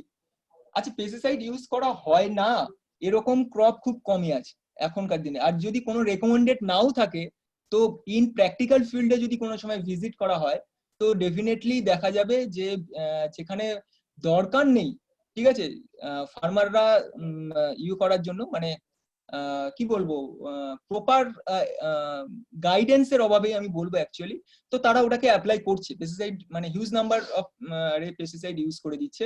তো সেই ক্ষেত্রে বেশি ইউজ করা হয় না বা হয় না এরকম একটা প্রশ্নই নেই, করা হয়। এবার রেকমেন্ডেড কি রেকমেন্ডেড না সেটা প্রশ্ন আলাদা। এবার রেকমেন্ডেড তো অনেক পেস্টিসাইড আছে, যে অনেক ক্রপ আছে যেখানে পেস্টিসাইড রেকমেন্ডেডই নয়, ঠিক আছে। এমন অনেক জায়গায় আছে যেখানে পেস্টিসাইড রেকমেন্ডেড নয়, শুধু হার্বিসাইড রেকমেন্ডেড, ঠিক আছে। যেরকম হার্বিসাইড, আমি এই অর্থে বলছি হার্বিসাইড তো ডাইরেক্ট ইউজ করা হয় না, সেটা গ্রাউন্ডে ইউজ করা হয়, সেই ক্ষেত্রে কন্ট্যাক্ট পেস্টিসাইড থাকার কথা নয়, সেই কারণে আমি কথাটা বললাম আর কি। তো রেকমেন্ডেড কি সেই নিয়ে তো আর ভেবে লাভ নেই। তো ডেফিনেটলি জেনেটিক্যালি মডিফাইড ক্রপে করা হয়।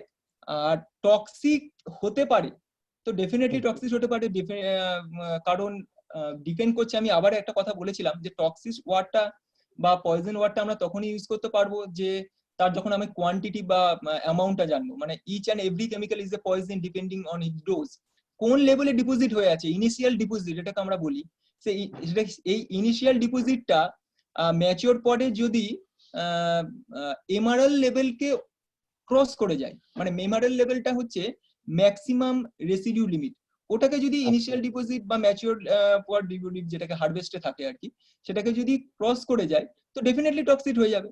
আর বাট যদি সেটাকে বিলো এমআরএল থাকে তাহলে সেই ক্ষেত্রে টক্সিক নয়। কিন্তু জেনেটিক্যালি মডিফাইড হোক বা নন মডিফাইড হোক, যাই হোক, তো সেই ক্ষেত্রে টক্সিসিটি লেভেল মানে পেস্টিসাইড ইউজ হবে না বা এরকম কোনো ব্যাপার নেই, আর হলে সাইমালটেনিয়াসলি একই হতে পারে।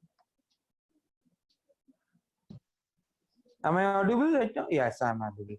So thank you, Dada. Do you have any question? You can put it in the chat box. আর আমাদের ফ্যাকাল্টিদের সবাইকে আমি co-host করে রেখেছি, তারা যদি চান তো ভয়েস মোডে এসে they can question on anything. আমাদের সমস্ত ফ্যাকাল্টিদেরকে আমি করে রেখেছি। So do you have anything or question, or either we'll forward? Okay, we have got a same link question that যখন পেস্টিসাইড অ্যাপ্লাই করছে তখন সেই পেস্টিসাইড তো সয়েলেই লিচ করছে। সো নেক্সট টাইম যখন সেম আর ডিফারেন্ট ক্রপ গ্রো করাচ্ছে সেখানে, ঠিক সেই সময় আবার পেস্টিসাইড অ্যাপ্লাই করা হচ্ছে, অ্যান্ড সলিড অ্যান্ড গ্রাউন্ড ওয়াটারেও মানে পেস্টিসাইড গুলো তাহলে সাক করবে, তাহলে pesticide level in new crop তো ইনক্রিজ করবে। ডেফিনেটলি হওয়ার কথা, যে একই ফিল্ডে যদি সেম ক্রপ ইউজ করা হয়, সেম পেস্টিসাইড বারবার ইউজ করা হয়, তাহলে কনসেন্ট্রেশন ডেফিনেটলি ইনক্রিজ করছে। তাহলে যখন ইনটেক হবে আর কি সেটা সিস্টেমে, তো সেটা সেই ইনটেক ক্যাপাসিটিটা বাড়বে, মানে তার কনসেন্ট্রেশনটা বাড়বে, তো সেই ক্ষেত্রে তার ইয়েটা তো বেশিই হবে ডেফিনেটলি। কন্টামিনেশন যে এক্সটেন্ট অফ কন্টামিনেশন যেটা হয় সেটা তো ডেফিনেটলি বেশি হবে। আর সয়েলের ক্ষেত্রে একটা কথা বলি আর কি, যে সয়েলে কোনো কিছু অ্যাপ্লাই হওয়ার পর সয়েলে থেকে ইনটেক্ট হওয়া, মানে মানে যেটা আমি বারবার বলছি, যদি সেটা সিস্টেম পেস্টিসাইড না হয়, যদি সেটা কন্ট্যাক্ট পেস্টিসাইড হয়, তাহলে সেই ক্ষেত্রে কিন্তু সে মানে সয়েলে যদি প্রচুর অ্যামাউন্টে ডিপোজিটেড থাকে তাহলে কিন্তু সিস্টেমে ঢুকবে না, মানে ও ইনটেক করতে পারবে না। তাহলে তার ডেস্টিনেশন অ্যাকচুয়ালি গ্রাউন্ড ওয়াটার। ওকে, সেটার এফেক্টটা আমরা কিন্তু ইয়েতে দেখতে পাবো না, ওই মানে কি বলবো, ওই ক্রপে দেখতে পারবো না, যে কোনো ক্রপে বারবার আমরা কন্ট্যাক্ট পেস্টিসাইড ইউজ করেছি, সেই ক্ষেত্রে যেটা থার্ড ইয়ার, মানে first year, second year, third ইয়ারে কন্ট্যাক্ট পেস্টিসাইডে বেশি হয়ে যাবে, সেটা তো নয় আর কি। সিস্টেম পেস্টিসাইড হলে ডেফিনেটলি হবে। আর কন্টাক্ট পেস্টিসাইডের রেজাল্টটা আমরা রাদার দ্যান দেখতে পাবো হচ্ছে গ্রাউন্ড ওয়াটার, ঠিক আছে? কারণ গ্রাউন্ড ওয়াটার মানে সয়েল আলটিমেটলি ওটাকে রিচ করবে হচ্ছে গ্রাউন্ড ওয়াটারে, সেটার দেখতে পারবো। তো সেই ক্ষেত্রে এই বিষয়টা খুব ইম্পর্টেন্ট যে আমরা কি ধরনের পেস্টিসাইড ইউজ করছি এবং তার ডেস্টিনেশনটা আলটিমেটলি কোথায়। Exactly. So, do you have any more question? মানে এই তাহলে প্রবলেমটা কম করার উপায় কি? মানে is there any way to lower this problem? বা যদি কোনো টেকনোলজি ইউজ করা হয় যে কনজিউমার মানে সাপ্লাই চেইন যারা প্লেয়ার্স তারা জানতে পারবে যে কতটা লেভেলের পেস্টিসাইড ইউজ করেছে, মানে একটা অ্যাওয়ারনেস সিস্টেম। অ্যাওয়ারনেস নয়, এটা এগ্রিকালচার এক্সটেনশন অলরেডি এক্সিস্ট করছে, ঠিক আছে? এটা আজকে নয়, বহুদিন ধরে এক্সিস্ট করছে। তারপরে কেভিকে যেগুলো আছে কৃষি বিজ্ঞান কেন্দ্র, প্রত্যেকটা ব্লক লেভেলে আছে। তারপরে ব্লক লেভেলে প্রত্যেকটা আমরা এগ্রিকালচার অফিসার রয়েছে, এডিও যাদের আছে আর কি, এগ্রিকালচার ডেভেলপমেন্ট অফিসার, প্লাস বিভিন্ন ব্লকে এগ্রিকালচার ফার্মার অ্যাওয়ারনেস প্রোগ্রাম হয় বিভিন্ন ফার্মারের ইয়ের ক্ষেত্রে।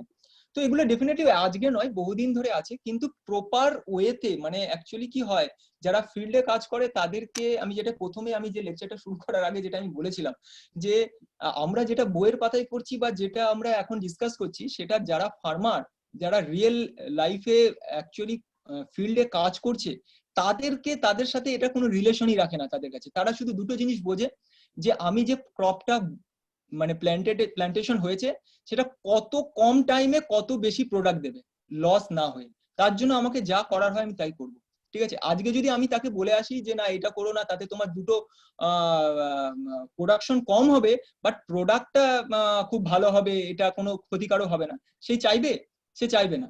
তাহলে তার ক্ষেত্রে তাকে সেরকম মানে ফিনান্সিয়াল সাপোর্ট দিতে হবে যে তোমার যদি পেস্টিসাইড তুমি কমই ইউজ করো, তাতে যদি প্রোডাকশন কম হয় তুমি ফিনান্সিয়াল সাপোর্ট পেয়ে যাবে, তবেই সে ইউজ করবে, আদারওয়াইজ করবে না। এটা কিন্তু গ্রাউন্ড লেভেলের একটা প্রবলেম, এটা কিন্তু আমরা এখানে বসে এই ওয়েবিনারের মাধ্যমে সলভ করতে পারি না।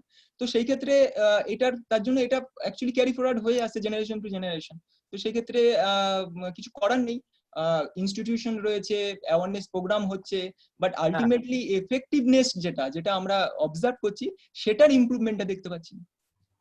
মানে এন্ড ইউজাররা যদি কখনো জানতে পারে মানে যে আমরা এন্ড ইউজার বাজার থেকে আমরা নিয়ে আসছি, বাট সবজি বা ফলের ক্ষেত্রে তো সেই ঠিক প্যাকেজিংটা হয়ে আমাদের এখানে আসছে না, যার জন্য অ্যাজ এ এন্ড ইউজার আমরা কিন্তু কখনো জানতে পারছি না আনঅর্গানাইজ সেক্টরে যে কতটা পেস্টিসাইড ইউজ হচ্ছে বা কি করছে। না, জানতেও তো পাচ্ছি না, কারণ শুধু পেস্টিসাইড ইউজ করতে শুধু ফার্মারদের ব্লেম দিয়ে কোনো লাভ আছে? বড় বড় শপিং মল যেখানে আছে, যেখানে আমরা অর্গানিক ফুড, অর্গানিক কমোডিটি বলে আমরা বেশি দামে যে প্রোডাক্টগুলো নিচ্ছি সেগুলো আদৌ অর্গানিক কিনা, তাদের ট্রেড লাইসেন্সটা আদৌ যেগুলো ভ্যালিড দিচ্ছে সেগুলো আদৌ আমরা দেখি না যে ভ্যালিড। এবং অনেক জায়গায় হয়েছে যে তাদের লাইসেন্স ফলস ফাঁসাই স্টেপ নিয়েছে, ডেফিনেটলি স্টেপ নিয়েছে, কিন্তু এগুলো আমি ছেড়ে দিচ্ছি, ছেড়ে দিয়েও তো আমরা প্রিজারভেটিভ ইউজ করছি যেটা ফার্মারের কোনো রোলই নেই। বড় বড় শপিং মল, বড় বড় যারা স্টক হোল্ডার আছে তারা হিউজ অ্যামাউন্টে প্রিজারভেটিভ ইউজ করছে, তো সেটার রিস্কটা আরো বেশি, কারণ ওটা অনেক ম্যাচিওর স্টেজে ইউজ করছে।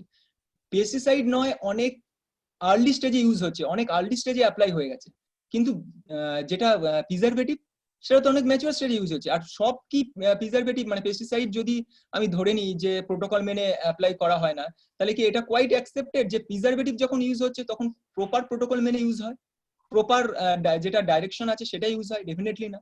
তো সেই ক্ষেত্রে তো একটা আলটিমেটলি যারা প্রবলেমে যেটা হচ্ছে সেটা হচ্ছে কনজিউমার। ঠিক, আলটিমেট হচ্ছে consumer. I think Anijit you have got your answer যে ব্লকচেন ইউজ করে কতটা লাভ হবে কি হবে না। So we have got another question দাদা, যে এত ক্রপসে মানে যখন পেস্টিসাইড ইউজ হচ্ছে তা আমরা তো এত কিছু কনজিউমও করছি, তো ultimately how much we are in danger? হ্যাঁ, এটাই তো আমি বললাম অ্যাকচুয়ালি, এই যে পেস্টিসাইড নিয়ে আমরা যে বলি পেস্টিসাইড মানেই যে একটা ভয় হয়ে গেছে না আমাদের, যে পেস্টিসাইড আছে তার মানেই বোধহয় এই বুঝিয়ে মরে যাবো, এরকম একটা ব্যাপার। আদৌ তা নয়, বেসিক্যালি তার ব্যাপারটা নয়। পেস্টিসাইড মানেই যে টক্সিক, আমি যে প্রথমে আমি একটা স্লাইড এই কারণে দেখিয়েছিলাম যে ইজ অল পেস্টিসাইড টক্সিক, মানে সব পেস্টিসাইড কি টক্সিক তা নয়, সবারই টক্সিসিটি এবিলিটি আছে, তাও নয়। সব পেস্টিসাইড কি আমাদের শরীরে ঢুকলেই সেটা ডিপোজিট করে যাবে? তাও নয়। সুতরাং এতটা ওরিড হওয়ার কিছু নেই। আমরা হয়তো কিছু কিছু পেস্টিসাইড নিয়ে নিচ্ছি, দুটো কারণ, হয়তো তার যে লেভেলে আমরা নিচ্ছি সেই লেভেলটা টক্সিস লেভেলকে ওরা ক্রস করছে না, যেটাকে আমি এমআরএল বলছি, ঠিক আছে? তো এমআরএল যদি না থাকে, ওই এমআরএল যদি ক্রস না করে, তাহলে আমরা পেস্টিসাইড কনজিউম করছি, ওটা অটোমেটিক্যালি সেটা আমাদের মানে ডেঞ্জার জোনের নিচে রয়েছে, তো সেটা নিয়ে আমাদের ওরিড হওয়ার কিছু নেই। এই একটা বিষয় আছে। সুতরাং মানে সব সময় পেস্টিসাইড যে অ্যাপ্লাই হচ্ছে মানেই যে ওটা আমাদের শরীরে ঢুকছে, এবং ঢুকছে মানেই যে সেটা টক্সিসিটি শো করবে তা নয়। বেসিক্যালি নাও হতে পারে আর কি, তার রেসিডিউ লিমিটটা নিচে আছে। তো ম্যাক্সিমাম রেসিডিউ নিচে, লিমিটের নিচে যদি পেস্টিসাইড আমরা কনজিউম করি, তাতে কোনো প্রবলেম নেই বেসিক্যালি। এই একটা মানে বিষয়। লং টাইম করলেও কোনো প্রবলেম নেই সেটা? না, লং টাইমের ক্ষেত্রেও কোনো অসুবিধা, যদি ডিপোজিটেড না হয়। আর এমআরএলটা ফিক্সেশন তো সেই লেভেলেই হয়েছে। এমআরএল ফিক্সেশন কিন্তু কোনো মানে প্রাইভেট বডি করে, এটা গভর্নমেন্ট বডি করেছে। তো ডেফিনেটলি এমএল ফিক্সেশনটা এই নয় যে একদিনের ডেটা বা দুদিনের ডেটাই নয়, বছরের পর বছর ডেটা বিভিন্ন ফিল্ড এক্সপেরিমেন্ট করে সেটা থ্রু আউট দ্য ইন্ডিয়া, মানে এই নয় যে শুধু ওয়েস্ট বেঙ্গলে করে একটা করে দিয়েছে, টোটাল বিভিন্ন এনভায়রনমেন্ট কন্ডিশনে ক্লাইমেটিক কন্ডিশনে করে সেই ডেটা করে এমআরএল ফিক্সেশন হয়। আর এমআরএল ফিক্সেশন একটা ওয়ান ডে প্রসেস নয়, এটা মানে 5 to 10 ইয়ার্স লেগে যায় একটা এমআরএল ফিক্সেশনের জন্য। তো এমআরএল ফিক্সেশনের লেভেলে যদি আমরা কনজিউম করি, ডেফিনেটলি প্রবলেম নয়। কিন্তু বিষয়টা হচ্ছে যে মাঝে মাঝে যে ম্যাক্সিমাম রেসিডিউ লিমিট হয়ে যাচ্ছে, মানে ম্যাক্সিমাম রেসিডিউর বেশি হয়ে যাচ্ছে, সেইটা প্রবলেম। সেটা হয়তো তারা ইনস্ট্যান্ট টক্সিসিটি শো করে দিচ্ছে, সেইটা প্রবলেম। সেটা খুব রেয়ার, বাট হতেই পারে। হ্যাঁ, সেটাই। ওকে, আমরা একটা কোশ্চেন আর নিয়ে নিচ্ছি। এটা বেশ ইন্টারেস্টিং লেগেছে আমার এই কোশ্চেনটা, যে সয়েলে তো পেস্টিসাইড লিচ হচ্ছে এবং সেটা মিনারেলকে ডিগ্রেড করছে, সয়েল মিনারেলস যেটা আছে। আচ্ছা, তাহলে যদি ডিগ্রেড করে, টাইম টু টাইম আমি ডিপোজিট হয়েই যাচ্ছে সয়েলের ভেতরে আমার পেস্টিসাইডস গুলো, তো স্ল্যাশ অ্যান্ড বার্ন এগ্রিকালচার, মানে জ্বালিয়ে দেওয়া, যেটা আমরা করি অনেক সময়, তো সেইটা কি কোনোভাবে মিনারেল কন্টেন্টকে রিভাইভ করতে পারে? না, অ্যাকচুয়ালি যেটা বলে যে শুধু যে ওই পেস্টিসাইড ডিপোজিট হচ্ছে সয়েলে আর তাতে সয়েলের কোয়ালিটি নষ্ট হয়ে যাচ্ছে, এটা নয়। মানে পেস্টিসাইড ডিপোজিট হলেই যে সয়েলের কোয়ালিটি নষ্ট হবে তা নয়। সয়েলের কোয়ালিটি মানে কি? নিউট্রিশন ভ্যালুটা কে ইউজ করে? ডেফিনেটলি যেটা ক্রপ সেই ইউজ করছে। তো যেটা হয়, একটা ফিল্ডে বারবার যদি ক্রপ ইউজ করা হয়, তাহলে ফিল্ডের তো সয়েল কোয়ালিটি ডিটোরিয়েট করবেই, ঠিক আছে? তার জন্য শুধুমাত্র পেস্টিসাইডকে ব্লেম করে লাভ নেই। আর পেস্টিসাইডের মানে সেই এফেক্টিভনেস যে নিউট্রিশন যেটা বলছে আর কি, ওটার সাথে রিয়াকশন করে ওটাকে ডিকম্পোজিশন করছে, সেটার মানে খুব যে এফেক্টিভ আছে তা নয়। তো অ্যাকচুয়ালি সয়েল কোয়ালিটি ডিটোরিয়েট করার জন্য যে পেস্টিসাইডের যে রোলটা আছে, তার থেকে বেশি রোল হচ্ছে যে আমরা অ্যাকচুয়ালি যে ইন্টারভ্যালে ইউজ করা উচিত, যেটা রেকমেন্ডেড থাকে যে একটা ক্রপের পেছনে আরেকটা ক্রপের গ্যাপ দেওয়া উচিত, বা যে একটা ক্রপ বা যখন আমরা ক্রপ সেট আপ করি না, তখন যে আমরা যে ইরিগেশনের যে চ্যানেল ইউজ করা দরকার, যতটা গ্যাপ দেওয়ার কথা, সেগুলো যদি আমরা না মেনটেন করি, তো সেই ক্ষেত্রে সয়েল কোয়ালিটি হবেই। আর সেই ক্ষেত্রে সয়েল কোয়ালিটি ইমপ্রুভ করার জন্য, বা সেটা ওই শুধুমাত্র জ্বালিয়ে দিলাম বা ওই স্ল্যাশ যে বার্ন ওই প্রসেসই এফেক্টিভ আমি বলবো না। তো আরো অনেক কিছু আছে, ফার্টিলাইজার ডেফিনেটলি আমাকে ইউজ করতে হতে পারে, কিন্তু সেটা তখনই, সেটা হচ্ছে সয়েল কোয়ালিটি টেস্টিং এর পর। কারণ সয়েল কোয়ালিটির ক্ষেত্রে কি হয়, সয়েল কোয়ালিটি যেগুলো সয়েলের মধ্যে যে ফসফরাস বা নাইট্রোজেন যে নিউট্রিশন ভ্যালুগুলো থাকে, সেগুলো সাইমultaneously কিন্তু সব একসাথে ডিটোরিয়েট করে না। আচ্ছা, হতেই পারে যে পার্টিকুলার একটা আছে। তো সেই ক্ষেত্রে আমরা ধরে নিই যে অ্যাকচুয়ালি আমাদের ইজি প্রসেস, অনেক সময় ফার্টিলাইজার ইউজ করা মানে কি বলবো, মানে কস্ট এফেক্টিভ ব্যাপারটাও তো আমাদের দেখতে হবে। তো সেই কারণে এই প্রসেসটা আমরা অ্যাপ্লাই করি। কিন্তু এখন তো আমাদের মোটো হচ্ছে এটা যে কম ফিল্ডে ম্যাক্সিমাম প্রোডাকশন। তো সেই ক্ষেত্রে সয়েলের ওপর ডিপেন্ড আমাদের হতেই হবে, এবং সয়েলের ওপর এক্সট্রা লোড দিতেই হচ্ছে। তো সেই ক্ষেত্রে ডেফিনেটলি সয়েল কোয়ালিটি টেস্টই হচ্ছে ultimate. Soil quality definitely test করা উচিত। So the last question from my end, কল্যাণীতে if you look at the particular Kalyani Madanpur এরিয়াটা, প্রচুর পরিমাণে কলা হয় ওখানে। তো এবারে কলাতে তো প্রচুর পরিমাণে এখন পেস্টিসাইড দেওয়া হচ্ছে, ডাইরেক্টলি ইনজেক্টও করা হচ্ছে। আচ্ছা, কাটলি কলাগুলোতে, যেগুলো যারা তাড়াতাড়ি পাকাতে চাইছে, তুমি এটা জানোই যে ওখান থেকে কিরকম ভাবে সাপ্লাইটা হয়। তো এই যে কলাগুলো আমরা যদি ইনজেক্ট করতে থাকি, যেগুলোকে ধরো টাইমের আগে ওষুধ বিভিন্ন ইনজেক্ট করে রাইপনিং করিয়ে দেওয়া হয়, তাতে কি কোনো মানে হ্যাজার্ড ইয়ে করা যায়, হেলথ হ্যাজার্ড বা হেলথ সেফটি কি কি এই করা যায়, concern, কি করা যায়? মানে সেটা কি আমাদের হেলথকে এফেক্ট করে? যে এই কোনটা যে মানে যেভাবে কলাগুলোকে ইয়ে করা হচ্ছে, ম্যাচিউর করা হচ্ছে হ্যাঁ তাড়াতাড়ি? হ্যাঁ হ্যাঁ এক্স্যাক্টলি, ম্যাচিওর করা হচ্ছে তাড়াতাড়ি ইনজেক্টের মাধ্যমে। এটা কলা কেন, অ্যাকচুয়ালি কলা দেখ, বিষয় যেটা সেটা হচ্ছে শুধু যে মদনপুর বা কল্যাণী এই নদিয়া ডিস্ট্রিক্টসে হচ্ছে তা নয়। কলা কিন্তু অ্যাকচুয়ালি ব্যানানা প্রোডাক্ট আমরা যদি দেখি বেসিক্যালি কোথায় দেখবো, হুগলি ডিস্ট্রিক্টসে কিন্তু অনেক বেশি হয়, ঠিক আছে, প্রোডাকশনটা, বিশেষ করে আরামবাগ ওই এরিয়াতে, আরামবাগ ব্লকের ওইদিকে।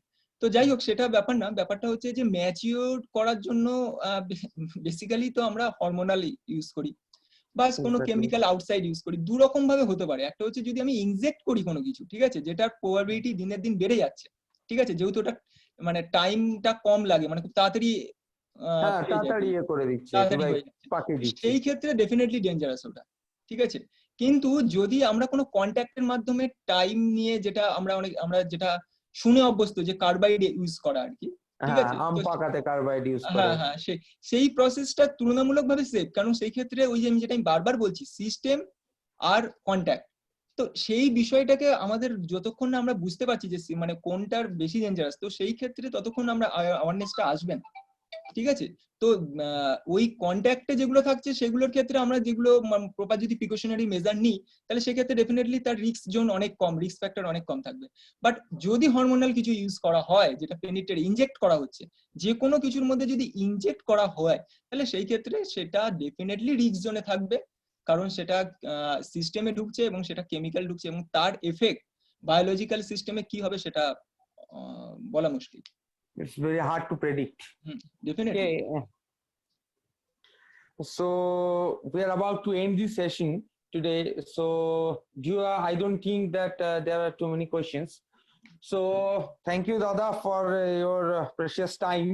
So on behalf of Department of Food Technology, Guru Nanak Institute of Technology, we really thankful to you for your precious time. Thank you. Thank you, Dada. Thank you.